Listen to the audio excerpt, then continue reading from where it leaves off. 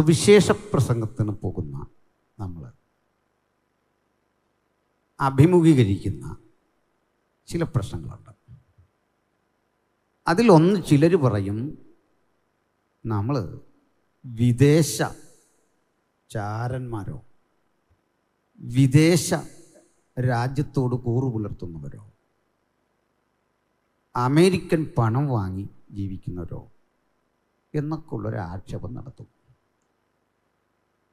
കുറേ കൂടി കിടന്ന് ചിലർ പറയും, നമ്മൾ ബ്രിട്ടീഷ് ഇന്ത്യയെ ബ്രിട്ടീഷുകാർക്ക് ഒറ്റിയ ആൾക്കാരാണ്. ഇനി മറ്റൊരു ആരോപണം, നമ്മൾ മതപരിവർത്തന ലോബിയാണ്. ഇത് രണ്ടുമാണ് കേൾക്കുന്ന രണ്ട് ശക്തമായ ആരോപണം. ഇപ്പം അവരെ ഒന്ന് ഉപദ്രവിക്കണ്ടെന്ന് കരുതി നമ്മുടെ ആളുകൾ അവിടെ നിന്ന് ഭഗവത്ഗീതയിലൊരു ശ്ലോകമൊക്കെ പാടി ലോകസമസ്ത സുഖിനോ ഭവന്തു മഹത്തായ ആർഷഭാരതം എന്നൊക്കെ പറഞ്ഞിട്ട് പോരും. ഈ ഭാരതകാലത്ത് തന്നെ കന്യാശുദ്ധായ നമ്മ എന്നൊക്കെ പാടിക്കൊണ്ട് അവർ ഒന്ന് സന്തോഷിപ്പിക്കാൻ നോക്കും. ആദ്യം പറയട്ടെ, ഒരു മന്ത്രമോ കീർത്തനമോ ആലപിച്ചു തുടങ്ങേണ്ടതല്ല സുവിശേഷീകരണം. നമ്മൾ ഉച്ചരിക്കുന്ന വാക്കിന് വിലയുണ്ട്. വചനമുദ്ധരിച്ചാണ് നിങ്ങൾ പ്രസംഗം തുടങ്ങേണ്ടത്. വചനത്തിന് വലിയൊരു ശക്തിയുണ്ട്.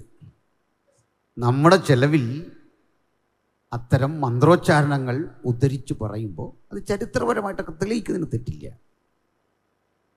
ഞാൻ ചില നാൾക്കപ്പുറത്ത് ഈ നമ്മുടെ തിരുവല്ലയിൽ സ്റ്റേറ്റ് PYP സംഘടിപ്പിച്ച ഒരു യോഗത്തിൽ മണിപ്പൂർ വിഷയം പ്രസംഗിക്കാൻ വന്നു. ആദരണീയനായ PJ കുര്യൻ സാറ് ആ മീറ്റിങ്ങിൽ ആമുഖമായി പ്രസംഗിച്ചു. അദ്ദേഹം പറഞ്ഞു, ലോകസമസ്ത സുഖിനോ ഭവന്തു. ഞാൻ പറഞ്ഞു, കുറഞ്ഞ പക്ഷം സാറെങ്കിലും അത് പറയരുത്. കാരണം അതിൻ്റെ ആരംഭത്തിലെ മന്ത്രം ആരും പറയാറില്ല. ബ്രാഹ്മണനും പശുവിനും സുഖമെങ്കിൽ ലോകസമസ്ത സുഖിനോ ഭവന്തു.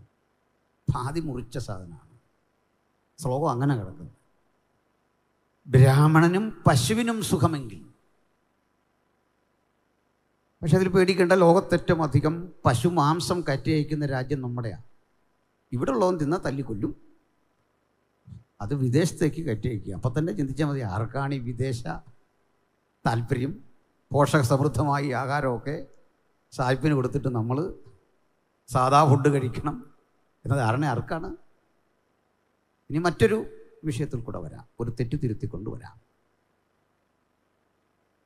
നമ്മൾ ഇന്ത്യയിൽ ജീവിക്കുന്ന ക്രൈസ്തവർ വാസ്തവത്തിൽ ബ്രിട്ടീഷുകാരോട് എങ്ങനെ ഇടപെട്ടു, അത് പറഞ്ഞു തുടങ്ങാം.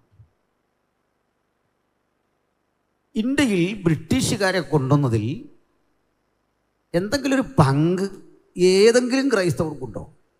നാം മാത്രമല്ല, കത്തലിക്സ്, ജേക്കബൈറ്റ്, ഓർത്തഡോക്സ് അടക്കമുള്ള ഏതെങ്കിലും ക്രൈസ്തവർക്കുണ്ടോ? ഇല്ല എന്ന് ഞാൻ തറപ്പിച്ചു പറയും. എന്താണ് കാരണം? ബംഗാളിലെ സിറാജ് ദൗളയെ പരാജയപ്പെടുത്തിക്കൊണ്ട് 1600 AD ബ്രിട്ടീഷുകാർ ഇന്ത്യയിലേക്ക് വരികയാണ്. ഇന്ത്യ കാലഘട്ടത്തിൽ ഏതാണ്ട് 700-ൽ താഴെ നാട്ടുരാജ്യങ്ങളാണ്. നാട്ടുരാജ്യങ്ങൾ, പ്രിൻസ്ലി സ്റ്റേറ്റുകളാണ്. ഈ നാട്ടുരാജ്യങ്ങളെക്കാൾ ചെറിയ ചില ഭരണകൂടങ്ങളൊക്കെ ഉണ്ട്, വലിയ അധികാരമില്ല. ഞാൻ ചിലപ്പോഴൊക്കെ ഉണ്ട്, ഈ പണ്ടത്തെ നാട്ടുരാജാക്കന്മാരെക്കാൾ അധികാരം നമ്മുടെ സെൻട്രൽ പാസ്മാർക്കുണ്ട്. ഞാൻ ചെറുതാക്കി പറഞ്ഞല്ല, പണ്ടത്തെ നാട്ടുരാജാക്കന്മാരെക്കാൾ അധികാരം ചിലപ്പോൾ ഈ സെൻട്രൽ പാസ്മാർക്കുണ്ട്, ഉപയോഗിക്കാത്തതുകൊണ്ടാണ്. ഏതായാലും പോട്ടെ, ഈ 670-ൽ പരം 700ഓളം നാട്ടുരാജ്യങ്ങൾ തമ്മിലടിച്ച് കഴിയുന്ന കാലം. ഈ നാട്ടുരാജ്യങ്ങൾ ഭൂരിപക്ഷം ഭരിച്ചത് ഹൈന്ദവ രാജാക്കന്മാരും അതിന് താഴെ മുഗളന്മാർ പിന്തള്ളിയ അല്ലെങ്കിൽ മുഗളന്മാരുടെ ജനസിൽപ്പെട്ട മുസ്ലിം ഭരണാധികാരിയാണ്. പേരുകൊണ്ടെങ്കിലും ക്രൈസ്തവനായ ഒരാൾ മാത്രമേ ഒരു നാട്ടുരാജാവ് ക്രിസ്ത്യാനി ഉണ്ടായിരുന്നുള്ളൂ. ഒറ്റയാൾ. അയാളുടെ പേര് തന്നെ വില്ലാർവട്ടം തോമാരാജാവെന്നായിരുന്നു. കേട്ടപ്പോൾ തന്നെ ഏതാണ്ട് ആകാഴിക. 5 തെങ്ങ് ഭരിച്ച വില്ലാർവട്ടം തോമാരാജാവ്. പേര് കണ്ടില്ലേ? ഞാൻ അടുത്ത കാലത്ത് തിരുവനന്തപുരം പോകുന്ന വഴിക്ക് പന്തളത്ത് വന്നപ്പോൾ ഭയങ്കര തിരക്ക്. അപ്പോൾ എന്നോട് അവർ വിളിച്ചു ചോദിച്ചു, ഇത് എവിടെ എത്തി? ഞാൻ പറഞ്ഞു, ഞാനിപ്പോൾ ശശിയുടെ വീടിൻ്റെ ഫ്രണ്ടിലാണ്. അപ്പോൾ ചോദിച്ചു, ശശിയോ? ആ, പഴയ പന്തളം രാജാവ്. കാരണം ഇന്ത്യൻ ഭരണഘടന നിയമം മൂലം നിരോധിച്ച ടൈറ്റിലാണ് ഈ രാജാവ് എന്നുള്ള വിളി. ഭരണഘടന നിരോധിച്ചു, അങ്ങനെ വിളിക്കരുത്, എന്നാൽ ടൈറ്റിൽ എടുക്കുകയും ചെയ്യരുത്, വിളിക്കുകയും ചെയ്യരുത്, നിരോധിച്ചതാണ്. അതുകൊണ്ട് ഞാൻ പറഞ്ഞതാണ്, ഭയങ്കര തിരക്കാണ്, ആ സീസണല്ലേ, അപ്പോൾ ഭയങ്കര തിരക്ക്. അങ്ങനെ ഒരു രാജാവ് മാത്രമായിരുന്നു നമ്മുടെ വില്ലാർവട്ടം തോമ. ഞാനിതാ പറഞ്ഞു, ഇതിൽ എത്രയോ ശ്രേഷ്ഠമായിട്ടൊക്കെയാണ് നമ്മൾ ഇന്നിവിടെ കഴിയുന്നത്. അങ്ങനെ ഇരിക്കെ കൊച്ചി രാജാവും തിരുവിതാംകൂർ രാജാവും തമ്മിൽ ഏറ്റുമുട്ടുമ്പോൾ പഴയ ആയുധങ്ങളാണ്. വടിപ്പയറ്റ്, കുറുവടി, ഇങ്ങനെയൊക്കെയുള്ള ചില കാര്യങ്ങളാണ് നമുക്കുള്ളത്. മോശമൊന്നുമല്ല. നല്ല കൊമ്പം വീശ വെച്ച പടയാളികൾ വളരെ കൃത്യമായി കളറി അഭ്യാസമൊക്കെ നടത്തി, കായികാഭ്യാസം നടത്തി എതിർകക്ഷിയെ തോൽപ്പിക്കുക. ഒപ്പം ക്ഷുദ്രപ്രയോഗങ്ങളെല്ലാം ഉണ്ട്. ഞാൻ ആ ക്ഷുദ്രപ്രയോഗങ്ങളെക്കുറിച്ച് കൂടുതൽ വിവരിക്കാത്തത് നമ്മൾ ആത്മാവിലായിപ്പോൾ, അതുകൊണ്ടാണ് കേൾക്കാൻ പറ്റാവരും. പിന്നെ അല്ല, അത് കുറേ നിന്ന് വിശദീകരിക്കാനുള്ള കാര്യങ്ങൾ അതിനകത്തുണ്ട്. മനസ്സിലായില്ലേ? എനിക്കറിയാം ആളുകളെ പ്രചോദിപ്പിക്കുന്ന മർമ്മം അവിടെ കിടക്കുന്നു എന്നൊക്കെ എനിക്കും അറിയാം. ഞാനും തുടങ്ങിയിട്ട് കുറച്ച് നാളായില്ലേ. അപ്പോൾ ഏതായാലും ഈ കായികാഭ്യാസമൊക്കെ പഠിച്ച കക്ഷികൾ യുദ്ധത്തിന് പോയിട്ട് ഇങ്ങനെ ഏറ്റുമുട്ടി അടുത്ത രാജാവ് തോൽപ്പിക്കുമെന്നറിയുമ്പോൾ ഇവർ ബ്രിട്ടീഷ് ഈസ്റ്റ് ഇന്ത്യ കമ്പനിയെ കൂട്ടുവിളിക്കും. കമ്പനി പട്ടാളത്തെ വിളിച്ചിട്ട് പറയും, ദാണ്ട് ഇന്ന രാജാവ് അടിക്കാൻ വരുന്നു, ഒന്ന് രക്ഷിക്കണം. കമ്പനി ഇത് കേൾക്കാൻ കിടക്കുക. അവർ പറയും, വരാം. എത്ര കമ്പനി പട്ടാളം വേണം? അതിത്ര. നിങ്ങളുടെ രാജ്യവിസ്തൃതി എവിടെ? അത് ഭാരതപ്പുഴ മുതൽ ആ സ്ഥലത്തിൻ്റെ അതിരെല്ലാം പറയുമ്പോൾ പറയും. അപ്പോൾ അടുത്ത് കിടക്കുന്ന മറ്റു രാജ്യം ഏതാ? അവന് മുടക്കാം. അവൻ ഇവരും കൂടെ സഖ്യം കൂടി ആകെ പ്രശ്നമാകും. പേടിക്കണ്ട, ഒരുത്തനും നിന്നെ ഒന്നും ചെയ്യല. ഞങ്ങൾ ഇവിടെ ഒരു പട്ടാള ക്യാമ്പ് അങ്ങ് തുറക്കാം. പട്ടാളക്കാർ ഈ നദീതീരത്ത് ഇങ്ങനെ ജീവിക്കും. ആക്രമിക്കാൻ എപ്പോൾ വന്നാലും ഞങ്ങൾ ഏറ്റു. പകരം പട്ടാളക്കാർക്ക് ഭക്ഷണം വേണം, അവർക്ക് വസ്ത്രം വേണം, അവർക്ക് കൃഷി ചെയ്യണം, അവിടെ കുറേ ഭൂമി ഞങ്ങൾക്ക് തരണം. കണ്ടോൺമെൻ്റാണ്, അവിടേക്ക് വേറെ ആർക്കും പ്രവേശനമില്ല. ഈ കരാറിൽ നാട്ടുരാജാവ് ഒപ്പുവെക്കും. അങ്ങനെ പട്ടാളം വന്ന് ഒരു രാജ്യത്ത് കിടക്കും. അപ്പോൾ മറ്റേ പുള്ളികൾ വ്രതം അനുഷ്ഠിച്ച് രാഹുകാലം നോക്കി യുദ്ധത്തിന് വരികയാണ്. ആ യുദ്ധത്തിന് വരുന്നതിന് കുറേ നിയമമൊക്കെ ഉണ്ട്. വലതുകാലം മുമ്പോട്ട് വെച്ച് ഗജവടിവിൽ നിവർന്ന് സിംഹവടിവിൽ അമർന്ന് ഒത്തിരി പരിപാടിയുണ്ട്. ഇതെല്ലാം ചെയ്ത് ഇങ്ങോട്ട് വരുമ്പോൾ ജീവിതത്തിൽ ഒരിക്കലും ഗജവടിവ് എന്താണെന്നറിയാത്ത, സിംഹത്തഞ്ചം എന്താണെന്നറിയാത്ത, രാഹുകാലം നോക്കാത്ത സായിപ്പ് തോക്കെടുത്ത് കാച്ചി ഇന്ത്യ മുഴുവൻ അവൻ്റെ കയ്യിലിരുന്നു. ആരാ ഇന്ത്യ വിറ്റേ? ആരാ ഇന്ത്യയുടെ ഓരോ ഭൂമിയും വിദേശിക്ക് വിറ്റവൻ്റെ കൊച്ചുമകൻ? നമ്മൾ വഴിയിലിറങ്ങി ഒരു പരസ്യം നടത്തും, പറയാ വിദേശി. ഈ മൊത്തവും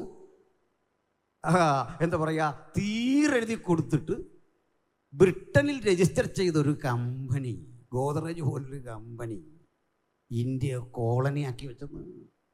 മഹത്തായ ആർഷഭാരതത്തെ, ഇന്ത്യ മഹാരാജ്യത്തെ ബ്രിട്ടീഷുകാരൻ കോളനിയാക്കി വെച്ചു. ഒരു കമ്പനി, ടാറ്റ പോലൊരു കമ്പനി നമ്മളെല്ലാം കോളനിയാക്കി ഭരിച്ചു. ഇനി രസകരമായ കാര്യമുണ്ട്. ഒരാൾ സംവാദത്തിൽ എന്നോട് പറഞ്ഞതാണ്, നിങ്ങൾ ഗോതമ്പ് പൊടി കൊടുത്ത്, പാൽപ്പൊടി കൊടുത്ത്, വൈറ്റമിൻ ഗുളിക കൊടുത്ത് മതം മാറ്റി. ഞാൻ പറഞ്ഞു, ഞാനതിൽ അഭിമാനിക്കുന്നു. കാരണം മഹത്തായ സഹസ്രാബ്ദങ്ങളുടെ പഴക്കമുള്ള പാരമ്പര്യമുള്ള ആർഷഭാരതം പാൽപ്പൊടി കണ്ടപ്പോൾ ഒഴുകിപ്പോയല്ലോ. ഒരു പാൽപ്പൊടിക്ക് മുമ്പിൽ പിടിച്ചു നിൽക്കാനുള്ള ചരിത്രം ഇല്ലാതെ പോയല്ലോ. ഒരു വൈറ്റമിൻ ഗുളിക കണ്ടപ്പോൾ അത് തീരുമെങ്കിൽ അത് തീരണം. മനസ്സിലായോ? അതുകൊണ്ട് ആമുഖമായി എനിക്ക് മിഷൻ ചലഞ്ചുമായി ബന്ധപ്പെട്ട് പറയാനുള്ള കാര്യം, ധൈര്യമില്ലാത്തവൻ സുവിശേഷ വിലയ്ക്ക് ഇറങ്ങരുത്, പോകരുത്. ധൈര്യം എന്ന് പറഞ്ഞാൽ വല്ലവനെ അത് ഇതൊന്നും പറയണമെന്നല്ലെന്നേ. ഞങ്ങൾ ഏതാണ്ട് ആരാണ്ടേ പറഞ്ഞു, ഇത് വളഞ്ഞ വഴിക്ക് അവിടെ ചെല്ലണം, അതിനൊരു ശൈലി പഠിക്കണം സ്കൂളിൽ, കേട്ടോ. ഇനി മണലെന്ന് പറയരുത്, സിലിക്കൺ ഡൈ ഓക്സൈഡ് എന്ന് പറഞ്ഞാൽ അതങ്ങ് ചെല്ലും. കെമിസ്ട്രിന് ആ ഭാഷയും മനസ്സിലാകും. അതിനാ കെമിസ്ട്രി. മനസ്സിലായില്ലേ? ഉപ്പെന്ന് പറയുന്നത് സോഡിയം ക്ലോറൈഡ് എന്ന് പറഞ്ഞാൽ ആർക്കും പ്രശ്നമില്ല, ഉരുപ്പോരാ. അതിനായി പറഞ്ഞു പറയേണ്ടത് പറയുകയും ചെയ്യണം. അതിനാണ് രാസഭാഷയൊക്കെ ഉള്ളത്. മനസ്സിലായില്ലേ? വാക്കിൽ കുരുക്കരുത്, വാക്കിൽ കുടുങ്ങരുത്. ഒന്നാമത്തെ കാര്യം, സോഷ്യൽ മീഡിയ കാലമാണ്, ഇത് പ്രയാസമാകും. മനസ്സിലായോ? അപ്പോൾ നമുക്ക് സുവിശേഷം പറയണം ഇനിയുള്ള കാലം. നമ്മുടെ എല്ലാം പരാജയം ചെറിയ ക്യാൻവാസിൽ നമ്മൾ ഇത്ര പേർ ചേർന്ന് എങ്ങനെ എഴുതാം? നീ ഒന്ന് മാറി, ഞാനൊന്ന് എഴുതട്ടെ, മറ്റൊന്നൊന്ന് മാറട്ടെ, എനിക്കൊന്ന് എഴുതണം. നോ, നമുക്ക് ഈ ക്യാൻവാസ് വലുതാക്കണം. നമുക്കെല്ലാം അവസരം ഉണ്ടാകും. ഒരു വിശാലമായൊരു ക്യാൻവാസിൽ എഴുതാനാണ് ഇനി ഈ കരങ്ങൾ പ്രയോജനപ്പെടേണ്ടത്. അതിനാ ചർച്ച് ഗ്രോത്തും മിഷനും ഈ മിനിസ്ട്രി എല്ലാം ഉള്ളതിനാ. നമുക്ക് ഈ പ്രസ്ഥാനത്തെ, കർത്താവിൻ്റെ സുവിശേഷത്തെ വളരെ വേഗത്തിൽ ഇന്ത്യ മഹാരാജ്യത്തിൽ യാഥാർത്ഥ്യമാക്കണം. സുവിശേഷത്തിൻ്റെ വ്യാപനത്തിനു വേണ്ടി അരയും തലയും മുറുക്കി രംഗത്തിറങ്ങണം. ഇതിന് നമ്മൾ തീരുമാനമെടുക്കുന്നില്ലെങ്കിൽ ഈ കോൺഫറൻസ് കൊണ്ട് അർത്ഥമില്ല. ഞാനിനി ആ അളവിലെ ചില വസ്തുതകൾ പറയാം. കേൾക്കാമല്ലോ? സ്തോത്രം. ഇനി വചനത്തിൽ കൂടെ ഒന്ന് വരാം. ദൈവവചനത്തിൽ നമ്മൾ പ്രസക്തമായ ഒരു കാര്യം കണ്ടു. ഏതാണ്ട് 62 വയസ്സ് കഷ്ടി, അല്ലെ 63 വയസ്സിനുള്ളിൽ. അതൊരു യൗവനമാണെന്നാണ് ഞാൻ ധരിക്കുന്നത്. 62, 63 ഒന്നും ഒരു പ്രായമല്ല, അത് യൗവനമാണ്. അങ്ങനല്ലേ? അതെ. നിങ്ങളെന്താ അങ്ങനെ ഇരിക്കുന്നത്? ഞാൻ ഒരു പ്രോഗ്രാമിന് പ്രസംഗിക്കാൻ ചെന്നപ്പോൾ അവിടെ യൂത്ത് എന്താ പറയുക, ടാലൻറ്റ് പരിശോധനയ്ക്ക് വലിയ പ്രശ്നം നടക്കുക. 4-5 കൊല്ലം മുമ്പാണ് അതിൻ്റെ കൂടിയ പ്രായം സംബന്ധിച്ച് ചർച്ച നടക്കുക. ലാസ്റ്റ് എന്നോട് ചോദിച്ചു, ദേവദാസനെ, ഈ കൂടിയ പ്രായം ചിലർ 45, ചിലർ 55 പറയുന്നു. താങ്കളൊരു തീരുമാനം ഈ കാര്യത്തിൽ പറയാൻ പറഞ്ഞു. ഞാൻ പറഞ്ഞു പറയാം. കുറഞ്ഞ പ്രായം 12 മത്സരത്തിൽ പങ്കെടുക്കാൻ. ഞാൻ പറഞ്ഞു യൂത്തിൻ്റെ കൂടിയ പ്രായം 99 വയസ്സ്. എന്താ കാര്യം? അതിന് കാരണം 99 വയസ്സുള്ള യുവാവുമുണ്ട്, 12 വയസ്സുള്ള കിളവനുമുണ്ട്. 12 വയസ്സുള്ള കിളവി ഇതിനകത്തിരിപ്പുണ്ട്, 17, 18, 20 വയസ്സൊക്കെ ഉള്ള നല്ല കിളവിമാരും ഇവിടെ ഇരിപ്പുണ്ട്, 10-70 വയസ്സുള്ള നല്ല യുവാക്കളും ഇവിടെ ഉണ്ട്. 62 വയസ്സ് പ്രായമുള്ളപ്പോഴും പൗലോസിൻ്റെ യൗവനം പോയില്ല. മനസ്സിൻ്റെ യൗവനം, പ്രവർത്തനക്ഷമത, ശുഷ്കാന്തി നഷ്ടപ്പെട്ടില്ല. നമുക്കെന്നും പ്രാർത്ഥിക്കേണ്ടത് തല നിറച്ചോട്ടെ. തല നിറയ്ക്കുമ്പോൾ ഇതിനെ തീരെ പിടിച്ച് നിൽക്കാൻ പറ്റുന്നില്ല. അല്പം ഡൈ ഒക്കെ അടിച്ചങ്ങ് പ്രസംഗിക്കാൻ പോകണമെന്ന് അങ്ങനെയും ചെറുപ്പമാണെന്ന് തോന്നട്ടെ. ഞാൻ അടുത്ത കാലത്ത് അത് മനസ്സിലാക്കി. ഈ ഡൈ ചെയ്യുന്നൊരു തെറ്റല്ല. പൗലോസ് ഡൈ ചെയ്തിട്ടുണ്ടെന്ന് ബൈബിളിലുണ്ട്. I die every day. വായിച്ചു നോക്ക്. അതിനാ ഈ ഇംഗ്ലീഷൊക്കെ ഉള്ളതിൻ്റെ ഗുണം അതാണ്. മനസ്സിലായില്ലേ? ഈ ഭാഷയൊക്കെ ചുമ്മാ വെച്ചേക്കല്ല. അല്ലെങ്കിലും മനുഷ്യൻ ഊരിപ്പോരാന്നേരം ഈ മൂലഭാഷ എടുക്കുന്നതന്നെ. തർക്കം മൂത്തിങ്ങോട്ട് വരുമ്പോൾ മൂലഭാഷ. അതുപോലെ ഇംഗ്ലീഷ് എന്തിനുള്ള? ഇതിനൊക്കെ ഉള്ളതാ. പൗലോസ് കൃത്യം എഴുതി വെച്ചിരിക്കുക, ഐ ഡൈ എവരി ഡേ, എല്ലാ ദിവസവും പോട്ടെ. അപ്പോൾ തുടിക്കുന്ന യൗവനം, ആ യൗവനത്തിൻ്റെ പ്രസരിപ്പ് കർത്തൃദാസനിലുണ്ടായിരുന്നു. അതൊക്കെ അത്രേ ജീവിച്ചിരുന്നുള്ളൂ. തൻ്റെ ജീവിതകാലത്ത്, ജീവിതത്തിൻ്റെ സായന്തനത്തിൽ വന്നണഞ്ഞ സ്ഥലം ഒരു ജയിലായിരുന്നു. പല ജയിലുകളിൽ അദ്ദേഹം മാറി മാറി കിടന്നു. ജീവിതാവസാനം വന്നു കിടന്ന ഒരു ജയില്. ഞാൻ ഈ യാത്രാ വിവരണം പറയുന്ന ഒരാളല്ല. അത് പറയുന്നത് മോശപ്പെട്ടൊരു കാര്യമായിട്ടല്ല. കാരണം ഇതെല്ലാവരും പറഞ്ഞു പിന്നെ നമ്മൾ പറഞ്ഞാലും സുഖമില്ല. അതുകൊണ്ടാണ് ഈ പ്രസംഗം തുടങ്ങുമ്പോഴേ പറയും, ഞാൻ ടെക്സാസിലായിരുന്നപ്പോൾ, ഞാൻ ഒക്കലഹോമയിലായിരുന്നു എന്നുള്ളൊരു സത്യം അവിടുന്ന് വന്നുവിടാൻ പറ്റൊരു പാട്. ഞാൻ ദുബായ് ഇൻ്റർനാഷണൽ എയർപോർട്ടിൽ നിൽക്കുമ്പോൾ, അത് സത്യമാണ്, പക്ഷേ നെടുമ്പാശ്ശേരി ഇറങ്ങാൻ പറ്റ പാട്. ഞാനിതുകൊണ്ടാണ് പറയാത്തത്, അതുകൊണ്ടാണ് ഞാൻ മിണ്ടാത്ത. പോട്ടെ. അപ്പോൾ ഏതായാലും ഒരു സ്ഥലം മറക്കാൻ പറ്റാത്തൊരു സ്ഥലമുണ്ട്. അതുകൊണ്ടത് പറയുന്നു ക്ഷമാപൂർവം. അത് നമ്മുടെ പൂർവികരെ ഇട്ട ഒരു തടവറ ഞാൻ കണ്ടു.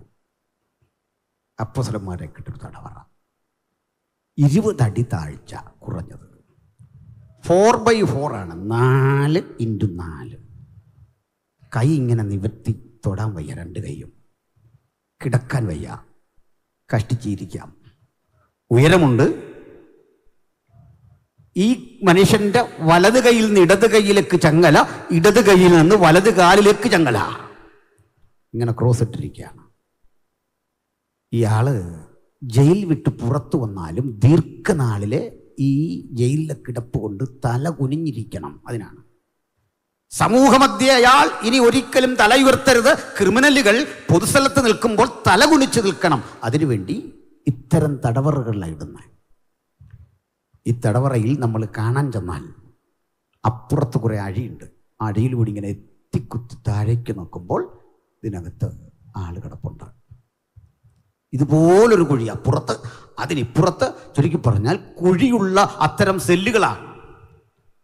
ഇതിൽ ചെറിയ ജനാല പോലെ കൊത്തി ഉണ്ടാക്കിയ സുഷിരങ്ങളുണ്ട്. അവിടെ മനുഷ്യൻ കിടപ്പുണ്ടെന്ന് അറിയുന്നത് ഇങ്ങനെ എത്തിക്കുത്തി നോക്കുമ്പോൾ അവിടെ 2 കണ്ണുകൾ കാണാം. അവിടെ ഒരുത്തൻ കിടപ്പുണ്ട് ഇതുപോലെ.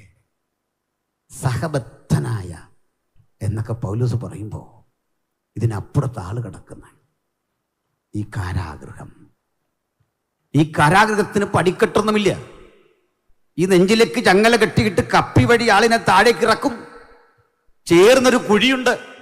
ആ കുഴിയോട് ചേർന്ന ഡ്രെയിനേജ്, കുടിക്കാനും ദിനകൃത്യങ്ങൾക്കുമൊക്കെയുള്ള വെള്ളം ഇതുവഴി ഒഴുകി വരും. അത് കൈനീട്ടിയെടുത്ത് കുടിച്ച് ജീവൻ നിലനിൽക്കാൻ ഒരു നേരം ഭക്ഷണം. ഇവിടെയാണ് അപ്പോസ്തലൻ വന്നെത്തിയത്. ചുറ്റും കുറ്റാക്കുറ്റിരുട്ട്, മുകളിലേക്ക് കണ്ണുയർത്തുമ്പോൾ നേരിയ വെളിച്ചം. ആ വെളിച്ചത്തിൽ ദൈവദാസൻ ആദ്യം പ്രസംഗിച്ചതുപോലെ ആ കിടക്കുന്ന ഇരുട്ട് അകക്കണ്ണുകളുടെ ജ്വലനത്തെ കെടുത്തിയില്ല, ശുഷ്കാന്തിയെ കെടുത്തിയില്ല. അവിടെ കിടന്ന് അനുഗ്രഹിക്കപ്പെട്ട 4 ലേഖനങ്ങൾ, കാരാഗൃഹ ലേഖനങ്ങൾ എന്ന പേരിൽ പിറവിയെടുക്കുമ്പോൾ ഇന്ന് ദൈവത്തിന്റെ വചനം കേൾക്കുന്നവർ ഒരു കാര്യം ഉറപ്പിക്കണം. ഞാൻ പൗലൂസിനെ വിടുന്നു. ഇവിടെ ഇടയ്ക്കിടയ്ക്ക് ഈ ലേഖനം എഴുതിയെടുക്കാൻ ചില കുട്ടികൾ വരും, ചെറുപ്പക്കാർ. പാപ്പിറസ് ഷീറ്റുകളോ പാർച്ച്മെന്റ്സ് അഥവാ മൃഗത്തിൻ്റെ തോലുകളോ ഒക്കെയായി എഴുതിയെടുക്കാൻ വരും. ഇവരിവിടെ നിന്ന് പൗലോസ് 20 അടി താഴ്ചയുള്ള കിണറ്റിൽ കിടന്ന് ആത്മാവിൻ്റെ നിറവോടെ ഇങ്ങനെ വിളിച്ചു പറയുന്ന കാര്യം കേട്ടെഴുതി. അങ്ങനെ നമ്മുടെ പക്കൽ വന്ന വിശുദ്ധ ഗ്രന്ഥവും കൊണ്ടാണ് നമ്മൾ ഈ വന്നിരിക്കുന്നത്. ഇത് കഴിഞ്ഞു പോകുമ്പോൾ ആ എഴുതിയെടുത്ത ചെറുപ്പക്കാരന് ഒരു ചായക്കാശ് കൊടുക്കാൻ ആരാണുള്ള? ഒരു മനുഷ്യനില്ല. എന്ത് പ്രതിഫലം പ്രതീക്ഷിച്ച ഈ സ്വസ്തനേസും തെർത്തോസും ഒക്കെ എഴുതിയെടുക്കാൻ വന്നിരിക്കുന്നത്? എന്ത് കിട്ടും? ഈ വയോവൃത്തന്റെ അരികിൽ പോയിരുന്നു കൊണ്ട് അദ്ദേഹത്തിന്റെ വാക്ക് കേട്ട് ഞാൻ എഴുതിയെടുക്കാൻ നിൽക്കുമ്പോൾ പടയാളിയുടെ കണ്ണ് വെട്ടിച്ച്, കാവൽക്കാരന്റെ കണ്ണ് വെട്ടിച്ച്, അതീവ ദുർഘടമായ കാലാവസ്ഥയിൽ റോമാ ഗവൺമെന്റിന്റെ ശിക്ഷകളെ ഭയന്ന് ഒരുവൻ വന്നിത് എഴുതുമ്പോൾ അയാൾ ഓർത്തില്ല തിരികെ പോകുമ്പോ തനിക്ക് എന്തെങ്കിലും കിട്ടുമെന്നോർത്തല്ല. അങ്ങനെ പ്രാപിച്ച ഈ വിശുദ്ധ ഗ്രന്ഥം കരങ്ങളിൽ എന്ത് പ്രസംഗിക്കുമ്പോൾ ഓർക്കണം, അത് ഭൗതിക പ്രതിഫലത്തിനല്ല, അനേക മടങ്ങായി പ്രതിഫലം ലഭിക്കുന്ന ഒരു നാളിന് വേണ്ടി ആത്മസമർപ്പണം ചെയ്തവർക്ക് മാത്രമേ ഈ പുസ്തകം പ്രസംഗിക്കാൻ അർഹതയുള്ളൂ, അധികാരമുള്ളൂ. അതുകൊണ്ട് ഇതിന്റെ പിന്നിൽ ഒരു പ്രതിഫലവും വാങ്ങാതെ എത്ര മനുഷ്യർ ഈ ജോലി ചെയ്തു. അവിടെ കിടന്ന് പൗലോസ് പറയാ, നിങ്ങളെ ഈ ലേഖനം ലവോദിക്കയിൽ കൊണ്ട് വായിക്കണം. ലവോദിക്കയിൽ നിന്നുള്ള ലേഖനം നിങ്ങൾ വാങ്ങി വായിക്കണം. ഒരു സ്ഥലത്ത് നിന്ന് അടുത്ത സ്ഥലം വരെ നടന്നോ, ഒരു കഴുതയുടെ പുറത്തോ കുതിരയുടെ പുറത്തോ ഒക്കെ യാത്ര ചെയ്ത് പോകണം. ആ ഘട്ടത്തിൽ ചൂടേറിയ മരുഭൂമിയിലൂടെ ഇങ്ങനെ യാത്ര ചെയ്ത് പോകുന്നവന് ചായക്ക് പണം കൊടുക്കാൻ ആരുമില്ല. കഷ്ടതയുടെ തീച്ചുടയിൽ രൂപപ്പെട്ടു വന്ന ഈ ബൃഹത് മാർഗത്തെക്കുറിച്ച് യേശു ഒരിക്കൽ പറഞ്ഞിട്ടുണ്ട്, ഞാൻ എൻ്റെ സഭയെ പണിയും, പാതാള ഗോപുരങ്ങൾ അതിനെ ജയിക്കയില്ല. ഒരു പാതാള ശക്തിക്കും ജയിക്കാനാവില്ലെന്നുള്ളതിന് തെളിവാ ഇല്ലായ്മയുടെ കഷ്ടപ്പാടുകളുടെ നടുവില് ഈ ജയിലറയ്ക്കുള്ളിൽ കിടന്ന് ഭക്തൻ പ്രാപിച്ചെടുത്ത ദൈവകൃപയുടെ ചൈതന്യം അതങ്ങോട്ട് പകർന്നപ്പോൾ കേട്ടെഴുതാൻ ഒരാളവിടെ നിൽക്കുക. നമുക്കറിയാം ഒരു ലേഖനം എഴുതാൻ എന്ത് സമയം വേണം? എന്ത് പണിയാ? വലിയ കഷ്ടപ്പാടാ. കമ്പ്യൂട്ടർ ടൈപ്പ് ചെയ്യാൻ കഷ്ടപ്പാടാ. നമ്മുടെ ജോൺസൺ പാസ്റ്റർ അയർക്കുന്നം ഈ വാർദ്ധക്യത്തിൽ നല്ല ഒരു ഗ്രന്ഥം എഴുതി. നിരവധി ഗ്രന്ഥം എഴുതിയിട്ടുണ്ട്. ഒരു ഗ്രന്ഥം ചമയ്ക്കാനുള്ള പ്രയാസം നമ്മൾ ആലോചിച്ച് നോക്കുക. അപ്പോഴാ കാരാഗൃഹത്തിൽ കിടന്ന് ഇത്രയും ബൃഹത്തായ ശക്തിമത്തായ ലേഖനങ്ങൾ കർത്തൃദാസന് ചമയ്ക്കാൻ സാധിച്ചത്. ഇവിടെ 1-2 തിമോഥെയോസ്, തിത്തോസ് എന്നീ ലേഖനങ്ങളാണ് പൗലോസിൻ്റെ ജീവിത സായന്തനത്തിലെ കൃതികൾ. ഇതോടുകൂടി പൗലോസ് തൻ്റെ എഴുത്തുകൾ പൂർത്തീകരിക്കുക. ആ ഘട്ടത്തിൽ ഈ കർത്തൃദാസൻ്റെ സമയമെടുത്തു എന്ന് അദ്ദേഹം അറിഞ്ഞു. എങ്ങനെയെന്നറിയണ്ടേ? അദ്ദേഹം കിടക്കുന്ന കാരാഗൃഹത്തിൻ്റെ മുമ്പിൽ വിധി പ്രസ്താവിക്കുന്ന ആ കാര്യങ്ങളൊക്കെ രേഖപ്പെടുത്തി വെക്കുന്ന ഒരു ശിലയുണ്ട്. ആ ശിലയിൽ കൊണ്ട് റോമൻ പടയാളികൾ എഴുതി, തർസോസിലെ ശൗൽ എന്ന് വിളിപ്പേരുള്ള പൗലോസ് ചെയ്ത കുറ്റം രാജ്യത്ത് നിലനിൽക്കുന്ന നിയമം ലംഘിച്ച് സുവിശേഷം പറഞ്ഞു. പലയാവർത്തി റോമൻ ഭരണകൂടം വിലക്കിയിട്ടും വിലക്ക് ലംഘിച്ചു പ്രസംഗിച്ചു. നിരവധി റോമൻ പടയാളികളെ സുവിശേഷത്തിലേക്ക് ആനയിച്ചു. ആ കുറ്റം ചുമത്തി രാഷ്ട്രം പറയുന്ന പരമാവധി ശിക്ഷ വധശിക്ഷയ്ക്ക് വിധിച്ചിരിക്കുക. അതും ഈർച്ചവാളിനാലുള്ള ശിക്ഷ. എന്താ ഈർച്ചവാള്? മനുഷ്യനെ തലകീഴായി 2 തടിയിൽ കെട്ടിത്തൂക്കും. ആകൃതിയിൽ മനുഷ്യനെ കെട്ടിത്തൂക്കിയിട്ട് തടിയിറക്കുന്ന വാളിന് നടുവിലൂടെ വാള് വെച്ച് അറുത്തറുത്തറുത്ത് 2 പീസാക്കുക. അത് ചുമ്മാ തറക്കില്ല. അവർ നിന്ന് ഉച്ചത്തിൽ ആഹ്ലാദചിത്തരായി മദ്യപിച്ച് മതോന്മത്തരായി ആഹ്ലാദ നൃത്തം ചവിട്ടി ഇയാളുടെ ശബ്ദം പോലും പുറത്തു വരാതെ ക്രൂരമായി കൊന്നൊടുക്കുക. താൻ ഇങ്ങനെ വധിക്കപ്പെടും എന്നറിയിപ്പ് കിട്ടുമ്പോൾ ആ മനസ്സ് തകരേണ്ടതാ, ആ ഹൃദയം പതറേണ്ടതാ. ആ മനുഷ്യൻ ഓർക്കേണ്ടത് 62 വയസ്സേ ഉള്ളൂ. വിവാഹം കഴിച്ചില്ല. കഴിച്ചുവോ നമുക്ക് ഉറപ്പില്ല. അപ്പനെ അമ്മയൊക്കെ ഓർക്കേണ്ടതാ. ഇതൊന്നും ഓർക്കാതെ പറയാണ്, തിമോഥെയോസേ, നീ വേഗത്തിൽ വന്ന് എന്നെ കാണാൻ ഉത്സാഹിക്കാം. എനിക്ക് കാണാൻ ആഗ്രഹം നിന്നെയാണ്, മറ്റാരെയുമല്ല. നിന്നെ ഒന്ന് കാണണം. ജീവിതത്തിൽ പൗലോസ് ആഗ്രഹിച്ച മനുഷ്യനാ ഈ തിമോഥെയോസ് എന്ന് സ്വർഗത്ത് ചൊല്ലുമ്പോൾ കാണുന്നത് നമുക്കൊരു ഭാഗ്യമല്ലേ? അവസാനം കാണണമെന്ന് ആഗ്രഹിച്ചു. തിമോഥെയോസ്, നീ ഒന്ന് വരണം.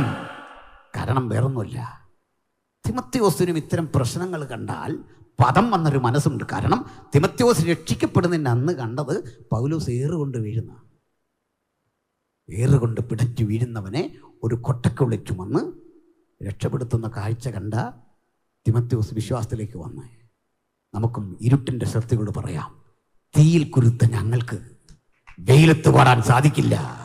101 ആണ്ടുകൾക്കപ്പുറത്ത് നമ്മുടെ പൂർവികർ പേരും പെരുമയുമൊന്നും ഇല്ലാത്ത കാലത്ത് പലയിടത്തു നിന്നും ആട്ടിപ്പായിച്ചപ്പോൾ വളരെ വളരെ ഞെരുക്കങ്ങളുടെ നടുവിൽ, കഷ്ടതകളുടെ നടുവിൽ, ആക്ഷേപങ്ങളുടെ നടുവിൽ പടുത്തുയർത്തിയ ഈ പ്രസ്ഥാനത്തെ ഇങ്ങനൊരു ഭാവിയൊന്നും സ്വപ്നം കാണാൻ കഴിയാത്ത കാലത്ത് ഈ സുഖസൗകര്യങ്ങളൊന്നും അനുഭവിക്കാതെ മൺമറഞ്ഞു പോയ ഭക്തന്മാരെ ഇത് നമുക്ക് കാണാനാവില്ലല്ലോ. പക്ഷേ ഒരിക്കൽ കാണുമ്പോൾ ഒരു കാര്യമറിയാം, അവർ വാരി വിതറിയതൊന്നും അപ്രസക്തമായില്ല. ഇതാ യാഥാർത്ഥ്യമായി നമ്മുടെ കൺമുമ്പിൽ ഇന്നിരിക്കുക.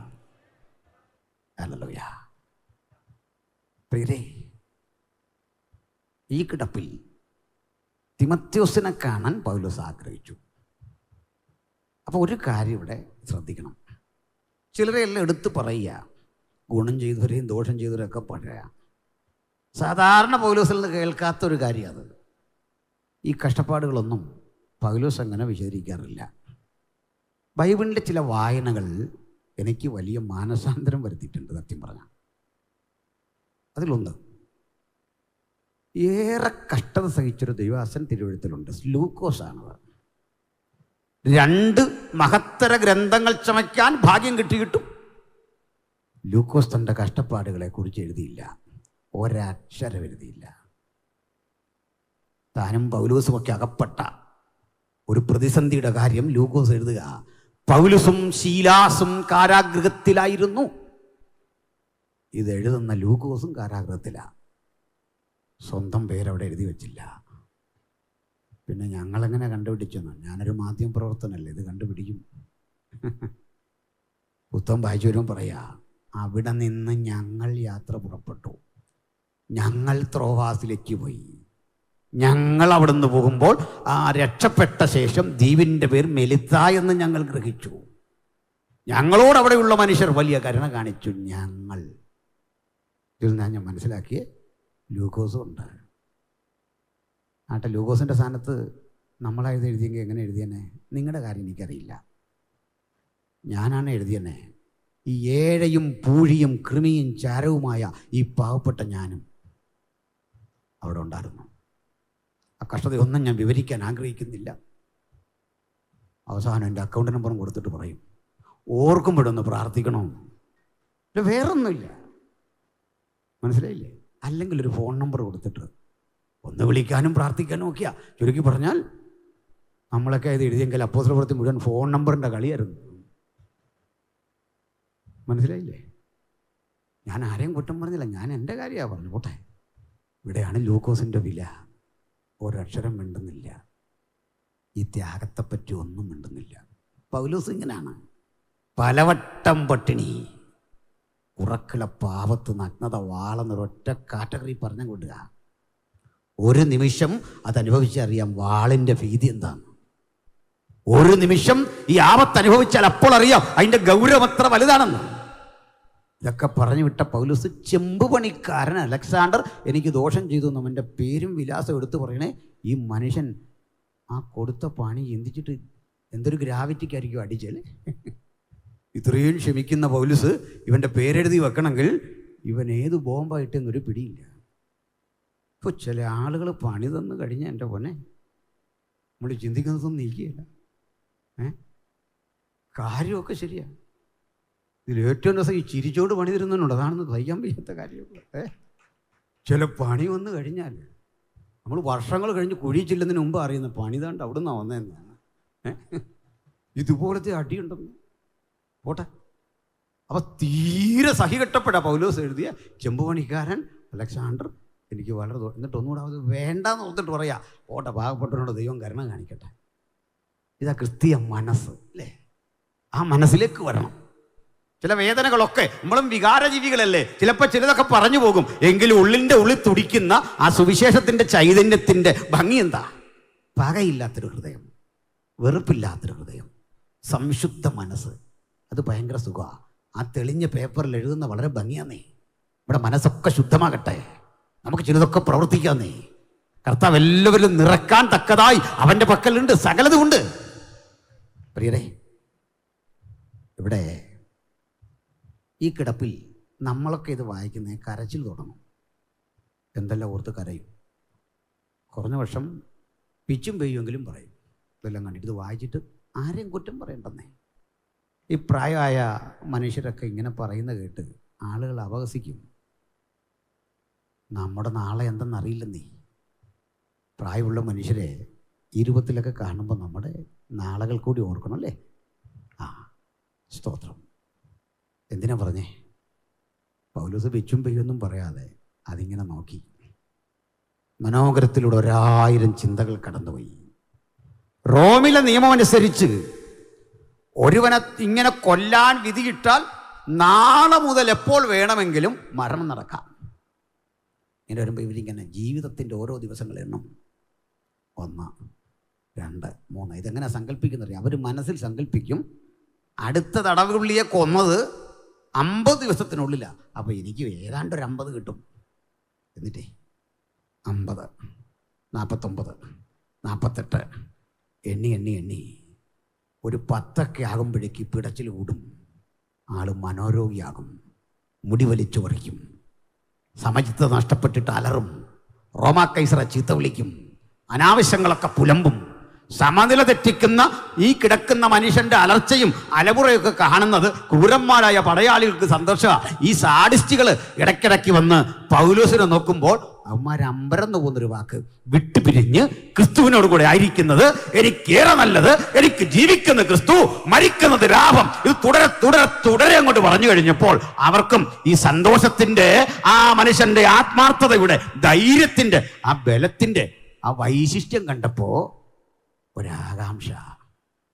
അവർ ചിലർ ചോദിച്ചു, സുഹൃത്തേ, മരണം കണ്ടിട്ടും ഭയം വരാതെ നിങ്ങൾക്ക് ഇങ്ങനെ നിൽക്കാൻ കിട്ടിയ ഈ ശക്തിയുടെ പേരെന്താ? അദ്ദേഹം പറയാതെ ശക്തിയല്ല, കൃപയാണ്. കൃപ. അത് കഴിച്ച ഭക്ഷണത്തിൻ്റെ ബലമല്ല, കുടിച്ച വീഞ്ഞിന്റെ ബലമല്ല, പ്രതിമാസ ശമ്പളത്തിന്റെ ബലമല്ല, അപ്പൻ വീതം വെച്ച് തന്ന സമ്പത്തിന്റെ ബലമല്ല. കൃപ, കൃപ, കൃപ. കൃപയൊന്നുകൊണ്ട് മാത്രം ഞാൻ ആയിരിക്കുന്നത് കൃപ. ലോകത്തേറ്റവും അധികം ഭക്തൻ വിലമതിക്കേണ്ട ആ പദമാണ് നമ്മുടെ സമ്പത്ത്, കൃപ. അവരിൽ പലരും മാനസാന്തരപ്പെട്ടെന്ന്, ഈ വന്നൊന്നന്മാര് മാനസാന്തരപ്പെട്ടെന്ന് കളിയാക്കാൻ വന്ന മാനസാന്തരപ്പെട്ടു. സ്തോത്രം. നമ്മളാണെങ്കിൽ അവനോട് ഏതായാലും മരിക്കുക, ഇവനോട് രണ്ട് പറഞ്ഞിട്ടേ ഉള്ളൂ അല്ലേ.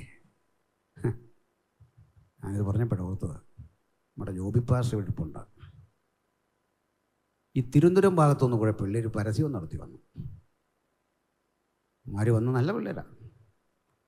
അവന്മാരിവിടെ കണ്ട് വന്ന് മാവേലിക്കര ഇവിടെ കണ്ടെന്ന് പരസ്യവും നടത്തി. ആരാണ്ട് കയറി ഇവരെ തല്ലി.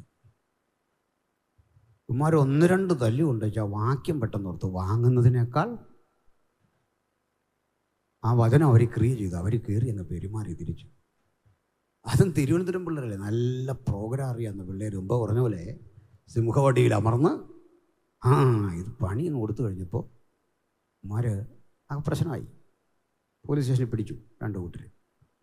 ഇപ്പോൾ എസ് ഐ ഒരു മാന്യനായതുകൊണ്ട് പുള്ളി കാര്യമൊക്കെ പഠിച്ചപ്പോൾ ഈ കുറ്റം വന്നവന്മാരുടെ ഭാഗത്താണ്.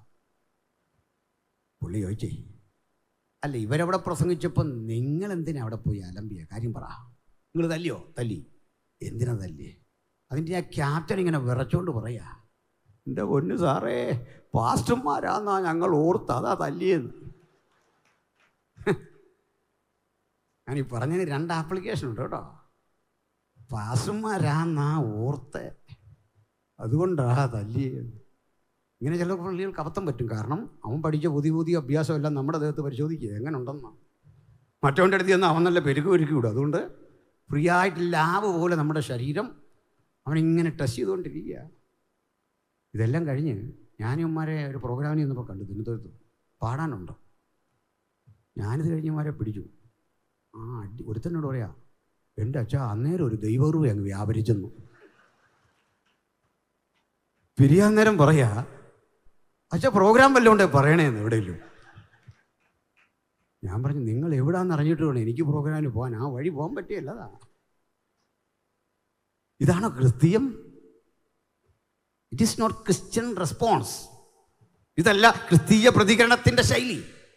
ആശയുദ്ധമാണ് നമ്മൾ. അതിന് കീഴടങ്ങണ്ട, അതിൽ വരവണ്ണം വിട്ടുകൊടുക്കണ്ട. അത് മറ്റൊരു സത്യം. ഐഡിയോളജിക്കൽ വാറാണിത്. നമ്മളേ ജയിക്കൂ, നമ്മൾ മാത്രം. ഞങ്ങളൊക്കെ അനുഭവസ്ഥരാ. യേശുപാണ്ഡനാണ് നമുക്ക് ചോദിക്കാം, അനുഭവസ്ഥരാണ്. വളരെ വെല്ലുവിളിയോടുകൂടി ആശയുദ്ധത്തിൻ്റെ പോർക്കളത്തിൽ നമുക്കെതിരെ കരുത്തന്മാർ അണിനിരന്നു ഒരു കാലഘട്ടത്തിൽ. ഇപ്പോൾ പരസ്യം പോലെ പൊടി പോലും ഇല്ല കണ്ടുപിടിക്കാൻ. മനസ്സിലായില്ലേ? നമ്മൾ ചിലരൊക്കെ ഇങ്ങനെ എഴുതി വെക്കില്ലേ, ഓരോ മൃഗത്തിൻ്റെ പേരെഴുതിയിട്ട് അത് ഉണർന്നാൽ ഒരു ചോദ്യചിഹ്നം. ഒരുത്തിന് ഇതുപോലെ എന്നോട് ചോദിച്ചു, സിംഹം ഉണർന്നാൽ ഒരു ചോദ്യം. ഞാൻ പറഞ്ഞു, സിംഹം ഉണർന്നാൽ ഒരു വായിക്കോട്ടയൊക്കെ അടിച്ചിട്ട് വീണ്ടും കിടക്കും. അല്ല, ഒന്നും സംഭവിക്കാൻ പോകുന്നില്ല. മനസ്സിലായില്ലേ? എന്നൊക്കെ ഒന്ന് വെച്ചിട്ട് വീണ്ടും കിടക്കും, അത്രേ ഉള്ളൂ. അല്ല, പ്രത്യേകിച്ചൊന്നുമില്ല. പക്ഷെ ഒരു കാര്യം നമുക്കറിയാം, നമ്മൾ ഉണർന്നാൽ കളി മാറും, സ്ഥിതി അങ്ങ് മാറും. അത് ആയുധം കൊണ്ടുള്ള ഏറ്റുമുട്ടലൊന്നുമല്ല. ഭക്തൻ ഉണരുമ്പോൾ, അവൻ മുഴങ്കാലിരുന്ന് കഴിയുമ്പോൾ, അവൻ നിവരെ നിന്ന് കഴിയുമ്പോൾ സ്ഥിതി മുഴുവൻ മാറും. മുഴങ്കാലിരുന്ന് ഉണർന്ന് എഴുന്നേറ്റ് വരുമ്പോൾ ചിത്രം മാറ്റി വരച്ചിട്ട് നമ്മൾ അവിടെ നിന്ന് ഉണരും. ഈ ശക്തി ഏറ്റെടുത്തിട്ട് പോകാവൂ. ഈ കർത്തവ്യ നിർവഹണത്തിൽ കരുത്തരായിട്ട് മടങ്ങാവൂ. എനിക്കിത് പൂരിപ്പിക്കണം. സഹോദരങ്ങളെ പറയട്ടെ, പൗലോസ് ഇതിങ്ങനെ വായിച്ചു. പരിഹസിക്കാൻ വന്ന ആളുകളിൽ പലരും മാനസാന്തരപ്പെട്ടു. ഉപദേശി കള്ളം പറയാമെന്ന് ഓർക്കണ്ട, വചനത്തിലുണ്ട് അതും തെളിവ്. എന്താണെന്നറിയണ്ടേ? പൗലോസ് കത്തെഴുതി പൂരിപ്പിക്കുമ്പോൾ പറയാ, കൈസറുടെ അരമനയിലുള്ളവരും നിങ്ങൾക്ക് വന്ദനം ചൊല്ലുന്നു. എന്താ ഇതിൻ്റെ അർത്ഥം? എടാ കൈസറേ, ഞാൻ ഒത്തിരി അത് വിളിച്ചാൽ കൈസറിഞ്ഞ് വരുമോ? അതുകൊണ്ട് ഞാൻ പറയുന്നില്ല. എടാ കൈസറേ, നീ ഞങ്ങളെ പിടിച്ച് സുവിശേഷം പറഞ്ഞതിൻ്റെ പേര് ജയിലിലിട്ടാൽ എൻ്റെ വീട്ടിനകത്ത് ഞങ്ങൾ ചർച്ച് പ്ലാൻ ചെയ്യും. എൻ്റെ വീട്, അവിടെ പാട്ടുണരും, അവിടെ പ്രാർത്ഥന ഉണരും, അവിടെ കർത്തൃമേശ നടത്തും. കൈസറുടെ അരമനയിലുള്ളവരും നിങ്ങൾക്ക് വന്ദനം ചൊല്ലുന്നു. എന്നെ എടുത്തെറിഞ്ഞ് ഈ കാരാഗൃഹത്തിൽ ഇട്ടപ്പോൾ ഇരുട്ടിന്റെ ശക്തികൾ ധരിച്ചു, ഇരുട്ടിലേക്ക് എന്നെ കൊണ്ടിടുകയെന്നല്ല, ഇവിടെ കിടന്നുമുണ്ട് എനിക്കൊരു പ്രവൃത്തി. സുവിശേഷത്തിന് ബന്ധനമില്ല, അത് ഞങ്ങൾ പ്രസംഗിച്ചു കൊണ്ടിരിക്കും. അത് പ്രസംഗിക്കുന്ന മുറയ്ക്ക് അകത്ത് അതിന്റെ പ്രതിഫലനം സംഭവിച്ചുകൊണ്ടിരിക്കും. ആ പ്രതിഫലനത്തിൽ കൈസറുടെ അരമനയിലുള്ളവരും ഇതാ ആത്മാർത്ഥമായി നിങ്ങളെ നോക്കി വന്ദനം ചൊല്ലത്തക്ക വിധം ഞാൻ നിങ്ങളെ കുറിച്ച് പറഞ്ഞു. നിങ്ങൾ ഇന്ന് അവരെ കുറിച്ചും കേൾക്കുമ്പോൾ ഓർക്കണം, നമ്മൾ ക്രിസ്തുവിൽ ഒന്നായി മാറുകയാണ്. അത് പെന്തക്കോസ്തിൻ്റെ അനുഭവം, ചരിത്രവും. അടുത്ത കാലത്തൊരു ചങ്ങാതി നമ്മുടെ കൂടെയൊക്കെ നിന്നിട്ട് വിട്ടുപോയി. ഞാൻ ഈ അലിഗറി സാധാരണ ഇതിൽ ഉപയോഗിക്കുന്ന ഒരാളല്ല, പാണ്ടനാട് ക്ഷമിക്കണം. രസകരമായൊരു അലിഗറി പറയാം. ഈ സമാഗമന കൂടാരത്തിൽ ഒരു ഉപകരണമുണ്ട്, അത് തങ്ക നിലവിളക്കാണ്. ഈ തങ്ക നിലവിളക്ക് ഒറ്റ സ്വർണ്ണക്കട്ടിയിൽ മുഴുവൻ വാർത്തെടുക്കണം. അതിന് മലയാളത്തിൽ കിടക്കുന്ന അടിപ്പ് പണിയായി അതിനെ പണിയണം. എന്നുവെച്ചാൽ എക്സ്ട്രാ ഫിറ്റിങ് പാടില്ല. അല്പം സ്വർണ്ണം എടുത്ത് വിളക്കി ഈ സൈഡിലോട്ട് ചേർത്ത് ഒട്ടിച്ച് വെക്കാനായിട്ട് പാടില്ല. എന്താണെന്ന് വെച്ചാൽ അടിപ്പ് പണിയായി ഈ പണിതുകൊണ്ടിരിക്കെ ഈ താഴെ നടിക്കുമ്പോൾ മുകളിൽ ഇളകും, മുകളിലടിക്കുമ്പോൾ താഴെ ഇളകും. അപ്പോൾ ചില ആളുകളൊക്കെ ഇങ്ങനെ ഇളകിപ്പോയെങ്കിൽ ഓർക്കണം, ഒന്നും പേടിക്കേണ്ടത്, അടിപ്പണിയായിരുന്നു. എക്സ്ട്രാ ഫിറ്റിങ്, അടിപ്പണിയല്ല, എക്സ്ട്രാ ഫിറ്റിങ്. അവനൊക്കെ പോകണം, നേരത്തെ പോകണം. ചില ചെന്ന് നമ്മളങ്ങോട്ട് പോയി കഴിഞ്ഞാൽ ഇതൊക്കെ തീരുന്ന ഒന്നുമില്ലെന്ന്. ഞാൻ പെന്തിക്കോസ് വിട്ടാൽ പെന്തിക്കോസ് കുറേ കൂടെ നന്നാകത്തേ ഉള്ളൂ, അല്ലാതെ എനിക്ക് പോയി വരുന്നില്ല. മനസ്സിലായില്ലേ? നമ്മൾ പോയാൽ പ്രത്യേകിച്ച് ഇവിടെ ഒന്നും സംഭവിക്കില്ല. നമുക്ക് തോന്നുക, ചിലർക്ക് അങ്ങനെ തോന്നും, ഞാൻ പോയാൽ എനിക്ക് പോയി, അത്രേ ഉള്ളൂ, വേറൊന്നുമില്ല. ഇത് കൃത്യമായിട്ട് ഓടും. കാരണം ഞാനതിന് പറയാറുള്ളത്, പെന്തക്കോസ്ത് സഭ ദൈവികമാണെന്നുള്ള കാരണം ഞാനും നിങ്ങളും ഒക്കെ കൂടി ഇത്രയും പരിശ്രമിച്ചിട്ടും ഇത് പൊളിഞ്ഞില്ലല്ലോ. അതതിൻ്റെ കാര്യം. ഞാനും നിങ്ങളും തീവ്രവാദികളും ശത്രുക്കളും മറ്റു പലരും ഗവൺമെൻറ്റും എല്ലാം കൂടി പണിതിട്ടും ഇതിന്നും ഒരു കുഴപ്പമില്ലാതെ ഇപ്പോൾ ഉണ്ടെന്ന്. അതാ കാര്യം. മനസ്സിലായില്ലേ? എന്നെല്ലാം പണി നമ്മളെല്ലാം കൂടെ നോക്കി, പക്ഷെ പൊളിഞ്ഞോ? അത് പൊളിയില്ല. അതതിൻ്റെ കാര്യം. സ്തോത്രം. പിന്നെ മറ്റൊരു കാര്യം, ഈ പോയതിലൊരു കക്ഷി പറഞ്ഞു, നമ്മൾ തെരുവിൽ രൂപപ്പെട്ടതാണ്, സ്ട്രീറ്റിൻ്റെ മക്കളാണ്, തെരുവിൻ്റെ മക്കളാണ്. കാരണം അസൂസ സ്ട്രീറ്റാണ് പുള്ളി ഉദ്ദേശിച്ചത്. അവിടെ ഉണ്ടായതാണ് നമ്മൾ. ഞങ്ങളൊക്കെ മധുവയ്ക്കകത്തുണ്ടായി. അപ്പം നിങ്ങളുണ്ടായതേടാ 25 വർഷം നമ്മുടെ ഉപ്പും ചോറുമൊക്കെ ഭക്ഷിച്ചവനാ. വിട്ടുപോയപ്പോൾ പറയാം, ഇവിടെ വിട്ടുപോയപ്പോൾ ഈ കഴിച്ചതിൻ്റെ കണക്ക് മാത്രം മതി, നമ്മൾ പറയാത്ത നമ്മുടെ മാന്യത അല്ലേ. ചില ആളുകൾ അങ്ങനെ ഉണ്ട്. സ്തോത്രം. പോട്ടെ, നമ്മളതിലേക്കൊന്നും പോകണ്ട. ഇതിനകത്ത് നിന്ന് കിട്ടുന്ന സകല ഗുണങ്ങളും സകലതും അനുഭവിച്ചിട്ട് ഇതിനെ തന്നെ തെറി പറയുക. നന്ദി നിരുപതമുണ്ട്, അതൊക്കെ പോട്ടെ, നന്ദിയും വിടാം. സാമാന്യ മര്യാദ ഉണ്ടല്ലേ. സ്തോത്രം. ഞാനത് അക്സെപ്റ്റ് ചെയ്തു. നമ്മുടെ ആരാധനയെ കണ്ട് ചില പറയും ഇത് ചന്തയാണ്. ബഹുമാനപ്പെട്ട PC ചെറിയാച്ചാൻ ഞങ്ങളിങ്ങനെ സംസാരിച്ചൊരു സമയമുണ്ടല്ലോ, അദ്ദേഹത്തിൻ്റെ പേര് സാന്ദർഭികമായിട്ട് ഓർത്തതും ദൈവത്തെ സ്തുതിക്കുന്നു. അത് സംസാരിച്ചപ്പോൾ ഞാൻ ഇതേ ഉദാഹരണം അദ്ദേഹത്തോട് പറഞ്ഞു. ഈ ചന്തയാണ് നമ്മൾ എന്നൊരാൾ പരിഹസിച്ചാൽ സന്തോഷത്തോടെ അത് ഏറ്റെടുക്കണം. എന്താ ഈ ചന്ത? ഉൽപ്പന്നങ്ങളൊക്കെ വിറ്റഴിക്കാൻ പണ്ട് കർഷകർ കണ്ടെത്തിയ ഏറ്റവും സുഗമമായ സ്ഥലമാണ് ഈ ചന്ത. അത് കർഷകനെ സംബന്ധിച്ചോളം അവൻ്റെ ആരാധനാലയം പോലെ ചന്ത. നമ്മുടെ പൂർവികരൊക്കെ ഇങ്ങനെയല്ലേ നമ്മളെ വളർത്തിയ. ഈ ചന്തയ്ക്കകത്ത് കയറി നോക്കണം. ഈ ചന്തയ്ക്കകത്ത് തക്കാളി വിൽക്കുന്നുണ്ട്, പഴം വിൽക്കുന്നുണ്ട്, മത്സ്യം വിൽക്കുന്നുണ്ട്, വാങ്ങുന്നവൻ വാങ്ങുന്നുണ്ട്. നമ്മളിതിൻ്റെ പുറത്തിറങ്ങി കേട്ട മഹായരപ്പാ. അകത്ത് കയറി കഴിഞ്ഞാൽ ബെസ്റ്റ് കമ്മ്യൂണിക്കേഷനാണ്.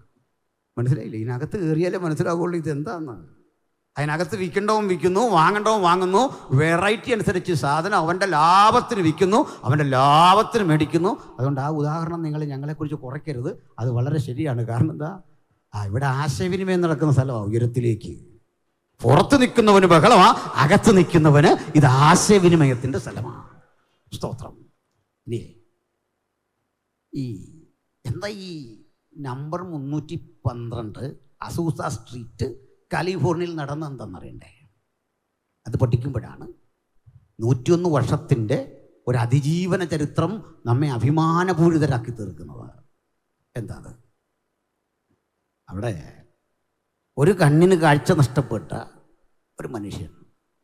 ഈ മനുഷ്യനെ ഒരു കത്തോലിക്ക പാതിരി അദ്ദേഹത്തിൻ്റെ പിതാവിനെ പണ്ട് അങ്ങ് ആഫ്രിക്കയിൽ നിന്ന് ഇവിടെ കൽക്കരിക്കനി പണിയെടുക്കാൻ കൊണ്ടുവന്നാണ്. ഈ കത്തോലിക്ക പുരോഹിതൻ ഇവരോടൽപ്പം മനസ്സലിവൊക്കെ കാണിച്ച് അദ്ദേഹത്തിനറിയാവുന്ന വിധത്തിൽ യേശുവിനെ പറ്റി പറഞ്ഞു. അങ്ങനെ ഈ കണ്ണു കാണാത്ത മനുഷ്യൻ്റെ അപ്പനും കുടുംബവും ഒക്കെ യേശുവിനെ അറിഞ്ഞു. അദ്ദേഹത്തിൻ്റെ പേരാണ് വില്യം ജെ സൈമൂർ.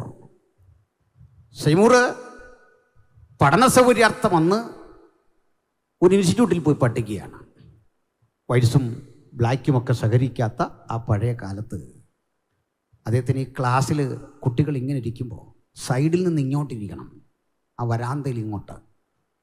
സൈമൂർ സംശയം ചോദിച്ചാൽ അധ്യാപകർ പറയില്ല, അവഗണിക്കും. പക്ഷേ സൈമൂർ മിടുക്കനായൊരു കുട്ടിയായിരുന്നു.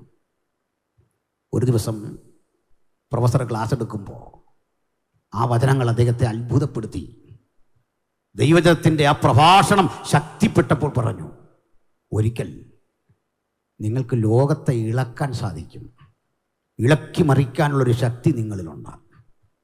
ഈ ചിന്ത, ഈ ലോകത്തെ മാറ്റിമറിക്കാനുള്ള ഒരു അഭിഷേകം നിങ്ങളിലുണ്ടെന്ന് നിരന്തരം കേട്ടപ്പോൾ ഈ സൈമൂറും 8 സഹകാരികളും ഒരുമിച്ച് അസൂസ സ്ട്രീറ്റിൽ ഇരുന്ന് പ്രാർത്ഥിക്കുക. പ്രാർത്ഥന ശക്തിപ്പെട്ടു. ഒരു ഘട്ടം കഴിഞ്ഞപ്പോഴേക്ക് ഈ നാവ് കുഴഞ്ഞു, ശബ്ദം പുറത്തു വരാൻ വെമ്പുന്നു. എന്തൊക്കെയോ ജൽപ്പനം പോലെ ചില വാക്കുകൾ പുറത്തേക്ക് വരുന്നു. ഇതൊന്ന് കാണാൻ ഓടിക്കൂടുന്ന ആളുകൾ കണ്ടത് അവ്യക്തമായ ഭാഷയിൽ എന്തൊക്കെയോ പുലമ്പുന്ന, ചാടുന്ന, കൈയടിക്കുന്ന 7-8 ചെറുപ്പക്കാരെ. ആകാംക്ഷ നിറഞ്ഞവരും ഒരു പ്രത്യേക പരിധി വിട്ട് ഇങ്ങോട്ട് വരുമ്പോൾ അവരും ചാടുന്നു. അന്തരീക്ഷം മാറി. ആ ഉണർവിൻ്റെ അലകൂലികളിൽ ആത്മനിറവ് ശക്തിപ്പെട്ടിരിക്കാനിടയില്ലാതെ ഇവരുടെ ചെറിയ റൂം വിട്ട് വരാന്തയിൽ ആളുകളിരുന്നു. അല്പം കഴിഞ്ഞ് സൈമൂറും കൂട്ടരും എപ്പോൾ ഈ ആലയം വന്ന് തുറന്നാലും ആളുകൾ ഇവർക്ക് ചുറ്റും കൂടാൻ തുടങ്ങി. ഇവർക്ക് ദൈവചനം പ്രസംഗിച്ച് 1-2 വാക്കുകളെ പറയാൻ പറ്റുന്നുള്ളൂ. നാവ് കുഴഞ്ഞിട്ട് ആത്മനിർവൃതിയുടെ ഒരു പുത്തൻ ഉണർവിൻ്റെ തലത്തിലേക്ക് അവർ ഉയരുകയാണ്. ക്രമേണ തെരുവിലെല്ലാം ആൾ കൂടി ആ തെരുവ് നിറഞ്ഞു. അസൂസ സ്ട്രീറ്റിൽ അതിശക്തമായ ആത്മപകർച്ച നടക്കുമ്പോൾ ന്യായവിധിയെക്കുറിച്ച്, മാനസാന്തരത്തെക്കുറിച്ച് ദൈവദാസനം കൊണ്ട് പ്രസംഗിച്ചു കഴിഞ്ഞപ്പോൾ ഒരു പറ്റം ബ്ലാക്ക്സ് അവരുടെ കയ്യിലെ ഓപ്പിയം, നമ്മളിന്ന് കഞ്ചാവെന്നൊക്കെ പറയുന്നതിൻ്റെ ഇംഗ്ലീഷ് വേർഷൻ, മാരക മയക്കുമരുന്നുകളുടെ വലിയ പാക്കറ്റുകൾ കൊണ്ടുവന്നിട്ട് പറഞ്ഞു, സാർ ഞങ്ങളിതൊക്കെ വിപണിയിൽ വിറ്റ മനുഷ്യരാ. ചില ആളുകൾ മാരകായുധങ്ങൾ കൊണ്ടുവന്നിട്ട് പറഞ്ഞു, സാർ ഞങ്ങൾ വൈറ്റ്സിനെ കൊന്നൊടുക്കാൻ ഉപയോഗിച്ചു വന്ന ക്രൂരായുധങ്ങളാ. യജമാനനെ കൊന്നൊടുക്കാൻ പണിയിച്ചു വെച്ച കത്തിയും കടാരയും തോക്കുമൊക്കെ ഇങ്ങനെ കാണിച്ചു. അതൊക്കെ അങ്ങോട്ട് വാരി നിലത്തിട്ടു. സൈമൂർ പ്രാർത്ഥിച്ച് അതിനൊക്കെ നിർവീര്യമാക്കി തകർത്ത് ഉന്മൂലനം ചെയ്തു. അല്പം കഴിഞ്ഞ് സൈമൂർ ഒന്നുകൂടെ പറഞ്ഞു, ആരെയാ നിങ്ങൾ കൊല്ലാനിരുന്നപ്പോൾ അയാളുടെ അരികിൽ ചെന്ന് പാദത്തിൽ വീണ് മാപ്പിരക്ക്. ഈ ക്രൂരൻ, ഈ കിരാതൻ, ഈ ഗുണ്ട മയക്കുമരുന്ന് ഉപേക്ഷിച്ച്, ആയുധം ഉപേക്ഷിച്ച് യജമാനന്റെ അരികിൽ ചെന്നിട്ട് പറഞ്ഞു, യജമാനനെ മാപ്പാക്കണം, നിന്നെ കൊല്ലാനിരുന്നതാ, നിനക്ക് വേണ്ടി പണിയിച്ചു വെച്ചതാ ഈ ആയുധങ്ങൾ, മാപ്പാക്കണം യജമാനനെ. യജമാനന്റെ വാക്ക് അതിലും അത്ഭുതജനകമായിരുന്നു. സഹോദരാ, നീ എന്നോട് മാപ്പാക്കണം, നീ എന്നെ ക്ഷമിക്കണം. കന്നുകാലിയെപ്പോലും നിന്നെ കരുതാതിരുന്ന ഒരു ക്രൂര മനുഷ്യനാണ് ഞാൻ. നീ ഉണ്ടാക്കിയ ആയുധം പോരാ, ഞാൻ ചെയ്ത കുറ്റകൃത്യങ്ങൾ. ഇരുവരും ചേർന്ന് കെട്ടിപ്പുണർന്ന് കണ്ണീരൊഴുക്കി പ്രാർത്ഥിച്ചു. രൂപപ്പെടുത്തിയ ഉണർവിൻ്റെ പാരമ്പര്യമുള്ളവരാ അസൂസ സ്ട്രീറ്റിൻ്റെ പിൻഗാമികൾ. നമുക്ക് ഇന്ത്യ മഹാരാജ്യത്തോട് മുഴുവൻ വിളിച്ചു പറയാം, സാഹോദര്യത്തിന്റെ സമത്വത്തിന്റെ മനോഹരമായ ആശയം കൊണ്ട് ലോകത്തെ ഇളക്കി മറിച്ച അതുല്യമായ നവോത്ഥാന പ്രസ്ഥാനമാണ് പെന്തക്കോസ്. അതിന്റെ വക്താക്കളായ ഞാനും നിങ്ങളും ഈ സുവിശേഷത്തിന്റെ ദീപശിഖ, ഈ മഹത്തരമായ പതാക ഇന്ത്യൻ മണ്ണിൽ ഉയർത്തുമ്പോൾ ഒരു കാര്യം ഓർത്തുകൊള്ളണം, നമ്മൾ മാനവികതയുടെ ഉദാത്ത സന്ദേശമാണ് ഉയർത്തിപ്പിടിക്കുന്നത്. ആ മഹത്തരമായ ശുശ്രൂഷ ചെയ്യാൻ നമുക്ക് മാത്രമേ സാധിക്കൂ. വിശ്വസിച്ചട്ടെ, ഞാൻ നീട്ടണില്ല. ഈ കിടപ്പിൽ അപ്പസ്തലൻ ഒട്ടിച്ചു വെച്ച മരണമൊഴി കണ്ടിട്ട് തന്നെ കൊലപ്പെടുത്തുമെന്ന് വായിച്ചിട്ട് ഭയചകിതനായില്ല. തമ്പുരാൻ പറഞ്ഞു, മകനെ, ഞാൻ നിന്നെ ഇന്നല്ലല്ലോ ഇതിനു വേണ്ടി ശക്തിപ്പെടുത്തിയേ. മരണത്തിൻ്റെ പൊരുൾ തേടിയ ചോദ്യങ്ങൾ പണ്ട് നിനക്ക് നേരെ വന്നപ്പോൾ യോബിനും മനസ്സിലാകാത്ത ചോദ്യത്തിൻ്റെ ഉത്തരം ഞാൻ നിനക്കല്ലേ തന്നത്? ഒരു യഹൂദനും പിടികിട്ടാത്ത മരണമെന്ന സമസ്യയുടെ ഉള്ളടക്കങ്ങൾ ഞാൻ നിനക്ക് വെളിപ്പെടുത്തി തന്നില്ലേ? ഇയ്യോബ് ചോദിച്ചു, ഒരു മനുഷ്യനായാൽ ഒരു വൃക്ഷമായിരുന്നാൽ പ്രത്യാശയുണ്ട്, അത് വീണ്ടും തളർവിടും. വെള്ളത്തിന്റെ ഗന്ധം കിട്ടിയാൽ മതി, അത് പൊട്ടിക്കിളുക്കും. പുരുഷനോ പ്രാണനെ വിട്ടാൽ പിന്നെ അവൻ എവിടെ? ഈ ചോദ്യം ചോദിച്ചുകൊണ്ട് പഴയ നിയമം മുഴുവൻ മരണം വരെക്കൊണ്ട് മനുഷ്യജീവിതത്തെ എത്തിച്ച് അത് അപ്പുറത്തെന്തെന്നറിയാനുള്ള ജിജ്ഞാസയിൽ നിർത്തിയപ്പോൾ ഒരിക്കൽ അപ്പോസ്തലൻ പറഞ്ഞു, ഞാൻ ഒരു മർമ്മം നിങ്ങളോട് പറയാം. ഞാനൊരു മർമ്മം, ഒരു ഭക്തനും പഴയ നിയമത്തിൽ മനസ്സിലാക്കാത്ത, ന്യായശാസ്ത്രിക്ക് പിടികിട്ടാത്ത ഒരു മർമ്മം ഞാൻ നിങ്ങളോട് പറയാം. എവിടെ നിന്ന് കിട്ടി ഈ മർമ്മം? ഞാൻ കർത്താവിങ്കിൽ നിന്ന് പ്രാപിക്കുകയും നിങ്ങൾക്ക് ഏൽപ്പിച്ചു തരികയും ചെയ്തെന്നാൽ കർത്താവായ യേശുവിനെ കാണിച്ചു കൊടുത്ത രാത്രിയിൽ അവൻ പകർന്നു തന്ന ആ മർമ്മത്തിന്റെ കലവറ 1 കൊരിന്ത്യർ 11:21 പറയുമ്പോൾ 15-ാം അധ്യായത്തിലേക്ക് കടക്കുമ്പോൾ ആ മർമ്മം വെളിപ്പെടുത്തി തരിക. നിരവധി മർമ്മങ്ങളുടെ ആ വഴിത്താല സഞ്ചരിക്കുന്ന പൗലോസ് പറയുക, നാം എല്ലാവരും നിദ്ര കൊള്ളുകയില്ല. നമ്മുടെ പ്രാണൻ എന്താകും, ശരീരം എന്താകും, ദേഹം എന്താകും, ദേഹി എന്താകും എന്നിട്ട് ചുരുക്കം വാക്കിൽ ഒരു തെസീസ് അവതരിപ്പിക്കുക. ഇയ്യോബ് ചോദിച്ച ആ പ്രബന്ധത്തിന് ഒരു വലിയ ഹൈപ്പോത്തസീസ് അവതരിപ്പിക്കുക. ഇയ്യോബ് ചോദിച്ചതാണ്, പുരുഷൻ പ്രാണനെ വിട്ടാൽ പിന്നെ അവനെവിടെ? അദ്ദേഹം പറയാ, സഹോദരന്മാരെ, മാംസരക്തങ്ങൾക്ക് സ്വർഗരാജ്യം അവകാശമാക്കാൻ കഴിയുകയില്ല. ഈ ദ്രവത്വമുള്ളത് അദ്രവത്വത്തെ അവകാശമാക്കയില്ല. അങ്ങനെ വരുമ്പോൾ പറഞ്ഞു കൊടുത്തൊരു കാര്യം, നമ്മൾ മൺമയന്റെ പ്രതിമ ധരിച്ചതുപോലെ വിൺമയന്റെ പ്രതിമ ധരിക്കും. അതങ്ങോട്ട് എഴുതി വന്നപ്പോൾ പൗലോസിന് സ്വയം ഒരു ചോദ്യം അവിടെ ഒന്നുണ്ട്. ഞാൻ ആ രംഗം ഇങ്ങനെ ഓർക്കുക. നേരിയ രോഗവും ഭാരവും ഒക്കെ അലട്ടുന്ന ഒരു മനുഷ്യനാണ് പൗലോസ്.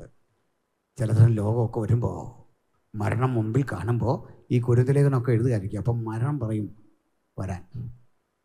ഒരു കാര്യം അറിയോ, ഈ മരണത്തിന് ആകപ്പാടെ ഇത്രയും സംസാരിക്കാനുള്ളൂ. വാ നമുക്ക് പോകാമെന്ന്, വേറൊന്നുമില്ല. ടോക്ക്, ചെറിയൊരു ടോക്കേ ഉള്ളൂ.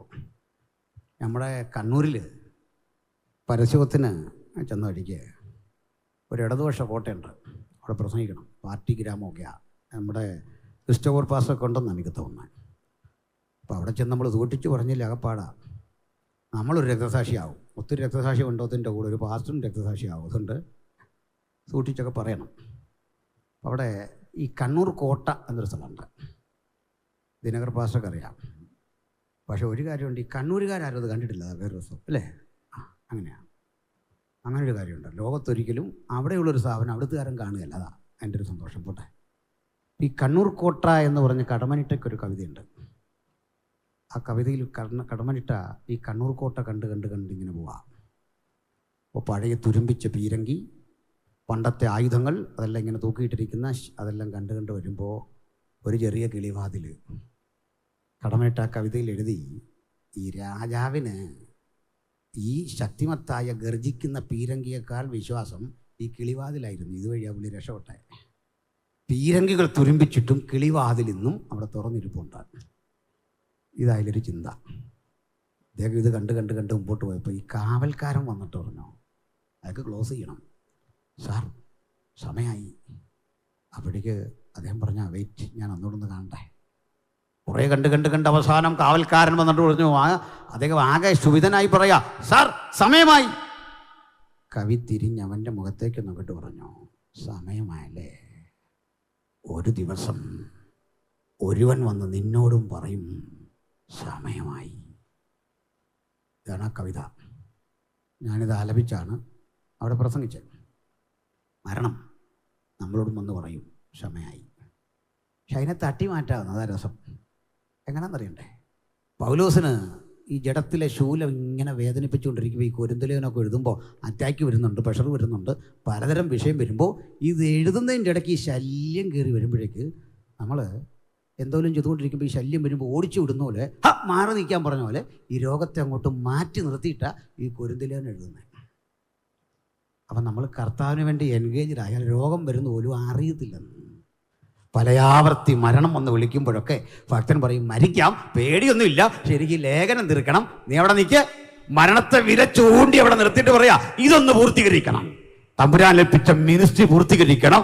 അതുവരെ നമുക്ക് മരണത്തോട് പറയാം, യു വെയിറ്റ്, അവിടെ നിൽക്ക്, അവിടെ നിൽക്ക്, അവിടെ നിൽക്ക്, എനിക്കിതൊന്ന് തീർക്കണം, ഇതൊന്ന് എഴുതി തീർക്കണം. സ്വപ്നങ്ങളുള്ളവർക്ക് ഉത്തരവാദിത്തങ്ങൾ ഏറ്റെടുക്കാൻ പറ്റൂ. കാഴ്ചപ്പാടുകൾ വിശാലമാകട്ടെ, നമ്മുടെ ചിന്തകൾക്ക് ശക്തി വരട്ടെ, ആ ചിന്തകൾ ചിറക് ധരിക്കണം, അത് പറക്കണം. ഇതുവരെ ചെയ്യാൻ കഴിയാത്ത നിലവാരത്തിലേക്ക് നമുക്ക് നമ്മുടെ കർത്താവിന് വേണ്ടി പ്രവർത്തിക്കണം. അതിന് പ്രായം തടസ്സമല്ല, അതിന് പണം തടസ്സമല്ല, ജീവിത ചുറ്റുപാടുകളൊന്നും തടസ്സമല്ല. സ്തോത്രം. ഒരുതം പറഞ്ഞ് FCRA മരവിപ്പിക്കും, നമുക്ക് അങ്ങനെ വരും, ഇങ്ങനെ വരും, നീ ചെയ്യ്, ഇതെല്ലാം കൂടെ ഒറ്റയടിക്ക് ചെയ്യും, ആരാ വേണ്ടെന്ന് പറഞ്ഞേ, ഇതെല്ലാം അങ്ങ് ചെയ്തു തന്നേ, നിങ്ങളെല്ലാം വെള്ളം ചെയ്യും, എല്ലാവരെയും കൂടെ പിടിച്ച് ജയിലിടും. ഇതുകൊണ്ട് വല്ലതും നമ്മൾ തോക്കുമോ? ഇതുകൊണ്ട് വല്ലതും പരാജയപ്പെടുവോ? ഇതൊന്നും ഇല്ലാത്ത കാലത്തും യേശുവിൻ്റെ സുവിശേഷം പ്രസംഗിച്ച പൈതൃകം നിന്റെയും നിങ്ങളുടെയും പിന്നിലുള്ളതിന്റെ തെളിവാ. നമ്മുടെ പൂർവികരുടെ കഷ്ടപ്പാടുകളുടെ ആ കാലടി പാതകളെ താണ്ടിയ നമ്മൾ ഈ 101 വർഷം പിന്നിട്ടെ. സ്തോത്രം. പൗലോസിലേക്ക് വന്നിർത്താം. സമയം എത്തുന്നു, എനിക്ക് അനുവദിച്ച സമയം. പ്രിയരേ, ഈ ഘട്ടത്തിൽ പൗലോസ് വിഷണ്ണ ഇങ്ങനെ നിൽക്കെ ഈ കൊരിന്ത്യലേഖനത്തിലെ മരണചിന്തയെല്ലാം എഴുതി ഇങ്ങോട്ട് വന്നപ്പോൾ ആകാംക്ഷാഭരിതനായിട്ടൊരു ചോദ്യം, ഹേ മരണമേ, നിന്റെ ജയം എവിടെ? ഒറ്റ ചോദ്യം. ഇന്ന് ജയിലിൽ കിടന്ന ആരോ ഒട്ടിച്ചു വെച്ച വാർത്താ ബോർഡിൽ കിടക്കുന്ന ഈ വാക്ക് വായിച്ചു, നിന്നെ കൊല്ലും. പഴയ വചനം കയ്യിലേക്ക് എടുത്തിട്ട് തിരിച്ചൊരടി, ഹേ മരണമേ, നിന്റെ ജയം എവിടെ? എല്ലാത്തരം നമുക്ക് വിരോധമായ കയ്യെഴുത്തുകളെ മായ്ക്കാൻ ദൈവത്തിൻ്റെ വചനം നമ്മുടെ കൂടെയുണ്ട്. നമ്മുടെ പരാജയങ്ങളെ വീണ്ടും ചൂണ്ടിക്കാണിച്ച് ശത്രു ജയഘോഷം കൊള്ളുമ്പോൾ ഭക്തൻ ചോദിക്കണം, നിന്റെ ജയം എവിടെ? നിനക്ക് ജയിക്കാനാവില്ല. ഈ കിടപ്പിൽ പൗലോസ് അവസാനം എഴുതുന്ന ലേഖനങ്ങളിൽ ഒന്നാണ് 2 തിമോത്തി. തിമോത്തിയോസേ, നിന്നെ ഒന്ന് കാണണം, വേഗത്തിൽ എൻ്റെ അരികിൽ വരണം. ഈ കൂടെ ഒന്നുകൂടി പറഞ്ഞു, നീ വരുമ്പോൾ ഞാൻ കർപ്പോസിൻ്റെ പക്കൽ വച്ചിട്ട് പോകുന്ന പുതപ്പും പുസ്തകങ്ങളും ചർമ്മലിഖിതങ്ങളും കൊണ്ടുവരണം. ജീവിതത്തിൽ പൗലോസ് ചോദിച്ച ഒരേ ഒരു ഭൗതിക വസ്തു ഈ പുതപ്പും പുസ്തകങ്ങളും ചർമ്മലിഖിതങ്ങളുമാണ്. ഇത് വായിച്ച ശേഷം മനുഷ്യനോട് ഭൗതികാവശ്യങ്ങൾ പറയുന്നത് അർത്ഥം ഗ്രഹിച്ച ശേഷം നിർത്തി. ഞാൻ അദ്ദേഹം ഇതേ ആഗ്രഹിച്ചുള്ളൂ. കോടികളുടെ സ്വത്തിൻ്റെ ആസ്തിയായ ഒരുവൻ ജീവിതത്തിൻ്റെ അവസാന ഘട്ടത്തിൽ എനിക്കൊരു പുതപ്പ്, അതും എൻ്റെ പഴയ പുതപ്പ്, പുതുത് വാങ്ങിക്കൊടുക്കാൻ നൂറുകണക്കിന് ആളുകൾ സന്തത സഹചാരികളുള്ളപ്പോൾ അവരെ ഒന്നും വിഷമിക്കുകയണ്ട. നീ വരുമ്പോൾ എൻ്റെ പുതപ്പും പുസ്തകങ്ങളും ചർമ്മലിഖിതങ്ങളും, നീ വരുമ്പോൾ മാർക്കോസിനെ കൂടെ കൊണ്ടുവരണം. അത് വേറൊരു വിഷയ. കത്ത് കിട്ടിയ പാടെ തിമത്തിയോസ് അവിടേക്ക് കുതിച്ചു എന്നാണ്. മാർക്കോസും കൂടെ ഉണ്ട്. രണ്ടാളും അവിടെ ചെന്ന് പൗലോസിനെ കാണാൻ അനുമതിയൊക്കെ വാങ്ങി. ആ കാവൽക്കാരനോട് പറയും, ഞങ്ങൾക്കകത്തൊന്ന് പ്രവേശിക്കണം. ചരിത്ര വിവരണം എങ്ങനെയാ? കാവൽക്കാരൻ ചോദിക്കും, നിങ്ങൾ ആരെ തിരഞ്ഞു വന്നു? ഞങ്ങൾ പൗലോസ്, തർസോസിലെ ശൗൽ എന്ന് വിളിപ്പേരുള്ള പൗലോസിനെ. ഓ, കാര്യമെല്ലാം കേട്ടിട്ട് ചോദിക്കും, നിന്റെ പേര് തിമത്തിയോസ്, ഇത് മാർക്കോസ്. കുറേ നേരം മൗനം അവലംബിച്ചിട്ട് കാവൽക്കാരൻ പറയും, ഓ തിമോത്തി, നീ താമസിച്ചു പോയിരിക്കുന്നു. ഇന്ന് പ്രഭാതത്തിൽ സൂര്യോദയത്തിനു മുമ്പ് നിന്റെ ഗുരുവിനെ ചങ്ങല ധരിപ്പിച്ച് വലിച്ചിഴച്ച് ഈ തെരുവീതിയിലൂടെ ശിക്ഷ നടപ്പിലാക്കുന്ന 3 ജലധാരകൾ വന്ന് സമ്മേളിക്കുന്ന 3 ഫൗണ്ടെയിൻ എന്നൊരു സ്ഥലമുണ്ട്. അവിടേക്ക് കൊണ്ടുപോയി അവിടെയുള്ള ആ വെള്ളത്തിൻ്റെ ഇരമ്പലിൽ ആരുടെയും അലർച്ച കേൾക്കാതെ അവിടെ എരിഞ്ഞടങ്ങണം ആ ശബ്ദം. തിമോത്തി, ഇതുവഴി പല തടവുപുള്ളികളും ഇതിനു മുമ്പ് പോയിട്ടുണ്ട്. മരണമുറപ്പിച്ച അവര് ഞങ്ങളെയൊക്കെ നോക്കി ചീത്ത വിളിക്കും, കൈസറിനെ ചീത്ത വിളിക്കും, വ്യവസ്ഥിതിക്കെതിരെ അലമ്പും, തെറി പറയും, തുപ്പും, കാർക്കിച്ച് ദേഹത്തൊക്കെ തുപ്പും. ഇനി അവരെ ആർക്കും ഒന്നും ചെയ്യാനാവില്ലല്ലോ, മരണം വിധിച്ചിരിക്കുന്നു. അവരുടെ മുഖമൊക്കെ ക്രൂരമാണ്, ഭയാനകം. പക്ഷേ നിന്റെ ഗുരു ആ വിലങ്ങണിഞ്ഞ കൈകൾ ഉയർത്തി ഞങ്ങളെയൊക്കെ നോക്കി നമസ്കരിച്ചിട്ട് താൻ വിശ്വസിക്കുന്ന ക്രിസ്തുവിൻ്റെ ചൈതന്യം ആ സുവിശേഷം പോകുന്ന പോക്കിലും പറഞ്ഞു. അത് കേട്ട് കേട്ട് കേട്ട് കേട്ട് ഹൃദയം നിറഞ്ഞ് ഞങ്ങളിങ്ങനെ നിൽക്കേ നീ താമസിച്ചു പോയി. തിമോത്തിയോസ് ഈ പുതപ്പ് തൻ്റെ നെഞ്ചിലേക്ക് ചേർത്ത് പിടിച്ചു. പടയാളി പറഞ്ഞു, തിമോത്തിയോസ് ഇവിടെ നിൽക്കരുതേ, നീ ഇവിടെ നിന്നാൽ ചാരപ്പടകൾ ഇതുവഴി നടക്കും, നിന്നെയും പിടിക്കും. ഈ ജയിൽ നിന്നെ കാത്തിരിക്കുന്നു, ജയിൽ നിന്നെ കാത്ത്. തിമോത്തി പറഞ്ഞു, നോ. തിമോത്തിക്ക് ഭയമില്ല, മർക്കോസിന് ഭയമില്ല. സ്റ്റെയിൻസിനെ അതിദാരുണമായി കൊലപ്പെടുത്തിയ ഇന്ത്യൻ മണ്ണിലേക്ക് നോക്കി ഭക്തന് വിളിച്ചു പറയാ, ഞങ്ങൾക്കും ഭയമില്ല. പാട്ട് പാടുന്ന പോലെ മുമ്പേ മുമ്പേ പോയിരുന്നോർ ഭാഗ്യവാന്മാരാണ്. അവർ ഉയർത്തിയ സുവിശേഷത്തിന്റെ ദീപശിഖ അതേ ശക്തിയോടെ ആളിക്കത്തിക്കത്തക്ക വിധം ഒരു പുതുതലമുറ ഇന്നിവിടെ എഴുന്നേറ്റിരിക്കുന്നു. ആ സത്യം ഉലകത്തോട് പറയാ. ഒരു ചിന്ത കൂടി പറഞ്ഞ് അവസാനിപ്പിക്കാം. ഒരു മിനിറ്റ്. പണ്ട് ഗരാറിൽ നടന്നൊരു സംഭവം പഴയ നിയമത്തിൽ കാണാം. നമ്മുടെ ഇസഹാക്ക് കിണർ കുഴിച്ച് പോവാം. വെള്ളം കണ്ടു കഴിയുമ്പോൾ നാട്ടുകാരൻ വന്നിട്ട് പറയും, കിണർ ഞങ്ങളുടെയാ. ഇസഹാക്കിൻ്റെ പക്വത ഭയങ്കര. പുള്ളി പറയും, തൻ്റെ ആണെ എടുത്തു. അടുത്തെടുത്ത് കുഴിക്കും, അവിടെയും ശണ്ട കൂടാൻ ആൾ വരും. അപ്പോഴും പുള്ളി പറയും, എടുത്തു. വീണ്ടും കുഴിക്കും, വെള്ളം കാണുമ്പോൾ വരും, ഞങ്ങളുടെയാ. അവസാനം ഇവരിങ്ങോട്ട് മാറുകയും ഇമാരിത് മണ്ണിട്ട് മൂടും. ചിലർ ശുശ്രൂഷയാണ്. ഒരുത്തൻ കഷ്ടപ്പെട്ട് ഇത്രയൊക്കെ ചെയ്യും, പുറകെ വരുന്നവൻ അത് മൂടും. അവസാനം കിണറെല്ലാം വെള്ളത്തിനടിയിലായി. കാലമേറെ കഴിഞ്ഞു. മോശയുടെ നേതൃത്വത്തിൽ ഇസ്രായേൽ മക്കൾ ഒരു മടക്കയാത്ര വരുന്നുണ്ട്. 400 കൊല്ലം കഴിഞ്ഞ്. അവിടെ അത്ഭുതകരമായൊരു കാഴ്ച കാണാം. ഈ മണലാരണ്യത്തിൻ്റെ ജോഗ്രഫി പഠിക്കണം. ഞാൻ അമ്പരന്ന് പോയി. അവിടേക്ക് ഇസ്രായേൽ മക്കൾ എത്തുമ്പോൾ പറയാ, ആ സമയത്ത് അവർക്ക് ദാഹിച്ചു. ഇവിടെ 400 കൊല്ലം മുമ്പ് പൂർവികൻ കിണർ കുഴിച്ച സ്ഥലത്ത് മൂടിക്കളഞ്ഞ കിണറിൻ്റെ അരികിൽ വന്നപ്പോൾ ദാഹിച്ചു. തമ്പുരാൻ മോശയോട് പറഞ്ഞു, ഞാൻ നിങ്ങൾക്ക് വെള്ളം തരുമെന്ന് പറഞ്ഞ സ്ഥലം ഇത് തന്നെ. ചുട്ടുപെടുത്ത മണലാവി പറക്കുന്ന സ്ഥലം കണ്ടിട്ട് ഭക്തൻ അമ്പരപ്പോടെ നോക്കിയിട്ട് മോശ ജനത്തോട് പറഞ്ഞു, ഇതാ സ്ഥലം. കണ്ടവര് കണ്ടു, ഇതാണോ സ്ഥലം? വെല്ലുവിളി ശക്തിപ്പെടുന്നതിനനുസരിച്ച് തീനാളങ്ങൾ ഇങ്ങനെ ഉയരുമ്പോ ഭക്തന്റെ ഉള്ളിൽ പരിശുദ്ധാത്മാവ് പറഞ്ഞു, യേസ്, ഇത് തന്നെ. ഒന്നും ലഭിക്കാത്ത ഇത്തരം മണ്ണ് നോക്കി ഭക്തൻ വിളിച്ചു പറയണം, എന്റെ വാഗ്ദത്തങ്ങൾ ഇതിനകത്താരോ കുഴിച്ചിട്ടിട്ടുണ്ട്. എനിക്ക് തന്നിട്ടുള്ള നിയോഗങ്ങൾ ആരോ ഇവിടെ തമസ്കരിച്ചിട്ടുണ്ട്. അങ്ങനെ വിട്ടുപോകാനൊന്നും ഞാൻ ആഗ്രഹിച്ചിട്ടില്ല, അങ്ങനെ തോറ്റുകൊടുക്കാനൊന്നും ഞാൻ ആഗ്രഹിച്ചിട്ടില്ല. മോശ ഉച്ചത്തിൽ വിളിച്ചു പറയുക, പാടുകയാണ് ഒരു പാട്ട്. ആ സമയത്ത് ഇസ്രായേൽ കിണറേ പൊങ്ങിവാ. പ്രഭുക്കന്മാർ കുഴിച്ച കിണർ, രാജദണ്ഡ് കൊണ്ട് ജനശ്രേഷ്ഠന്മാർ കുഴിച്ച കിണർ, സമൃദ്ധി കൊണ്ട് ഈ കിണറുകൾ പൊങ്ങി വന്നു. കാലം എത്ര കഴിഞ്ഞാലും ഞാനും നിങ്ങളും കുഴിച്ചതൊക്കെ തലമുറയ്ക്ക് അനുഗ്രഹമായി വരും. ഒരു ട്രാക്ട് കൊടുത്തതും വൃതാവല്ല, ഒരു പാട്ട് പാടിയതും ആത്മാർത്ഥമെങ്കിൽ വൃതാവല്ല, ഒരു ഓൾ നൈറ്റ് പ്രയറും വൃതാവല്ല, ആത്മാർത്ഥം കൊണ്ട് പ്രസംഗിച്ച ഒരു പ്രസംഗവും വൃതാവല്ല. ദ്രവ്യാഗ്രഹം കൂടാതെ നടത്തിയ ഏതൊരു ഇടപെടലും ഏതൊരു ദൈവിക പ്രവൃത്തിയും അത് വൃതാവല്ല. കാലമിറക്കടിയുമ്പോൾ എന്റെ പുതുതലമുറ ഇതുവഴി വരുമെന്ന് വിശ്വാസത്താൽ പറഞ്ഞാട്ടെ.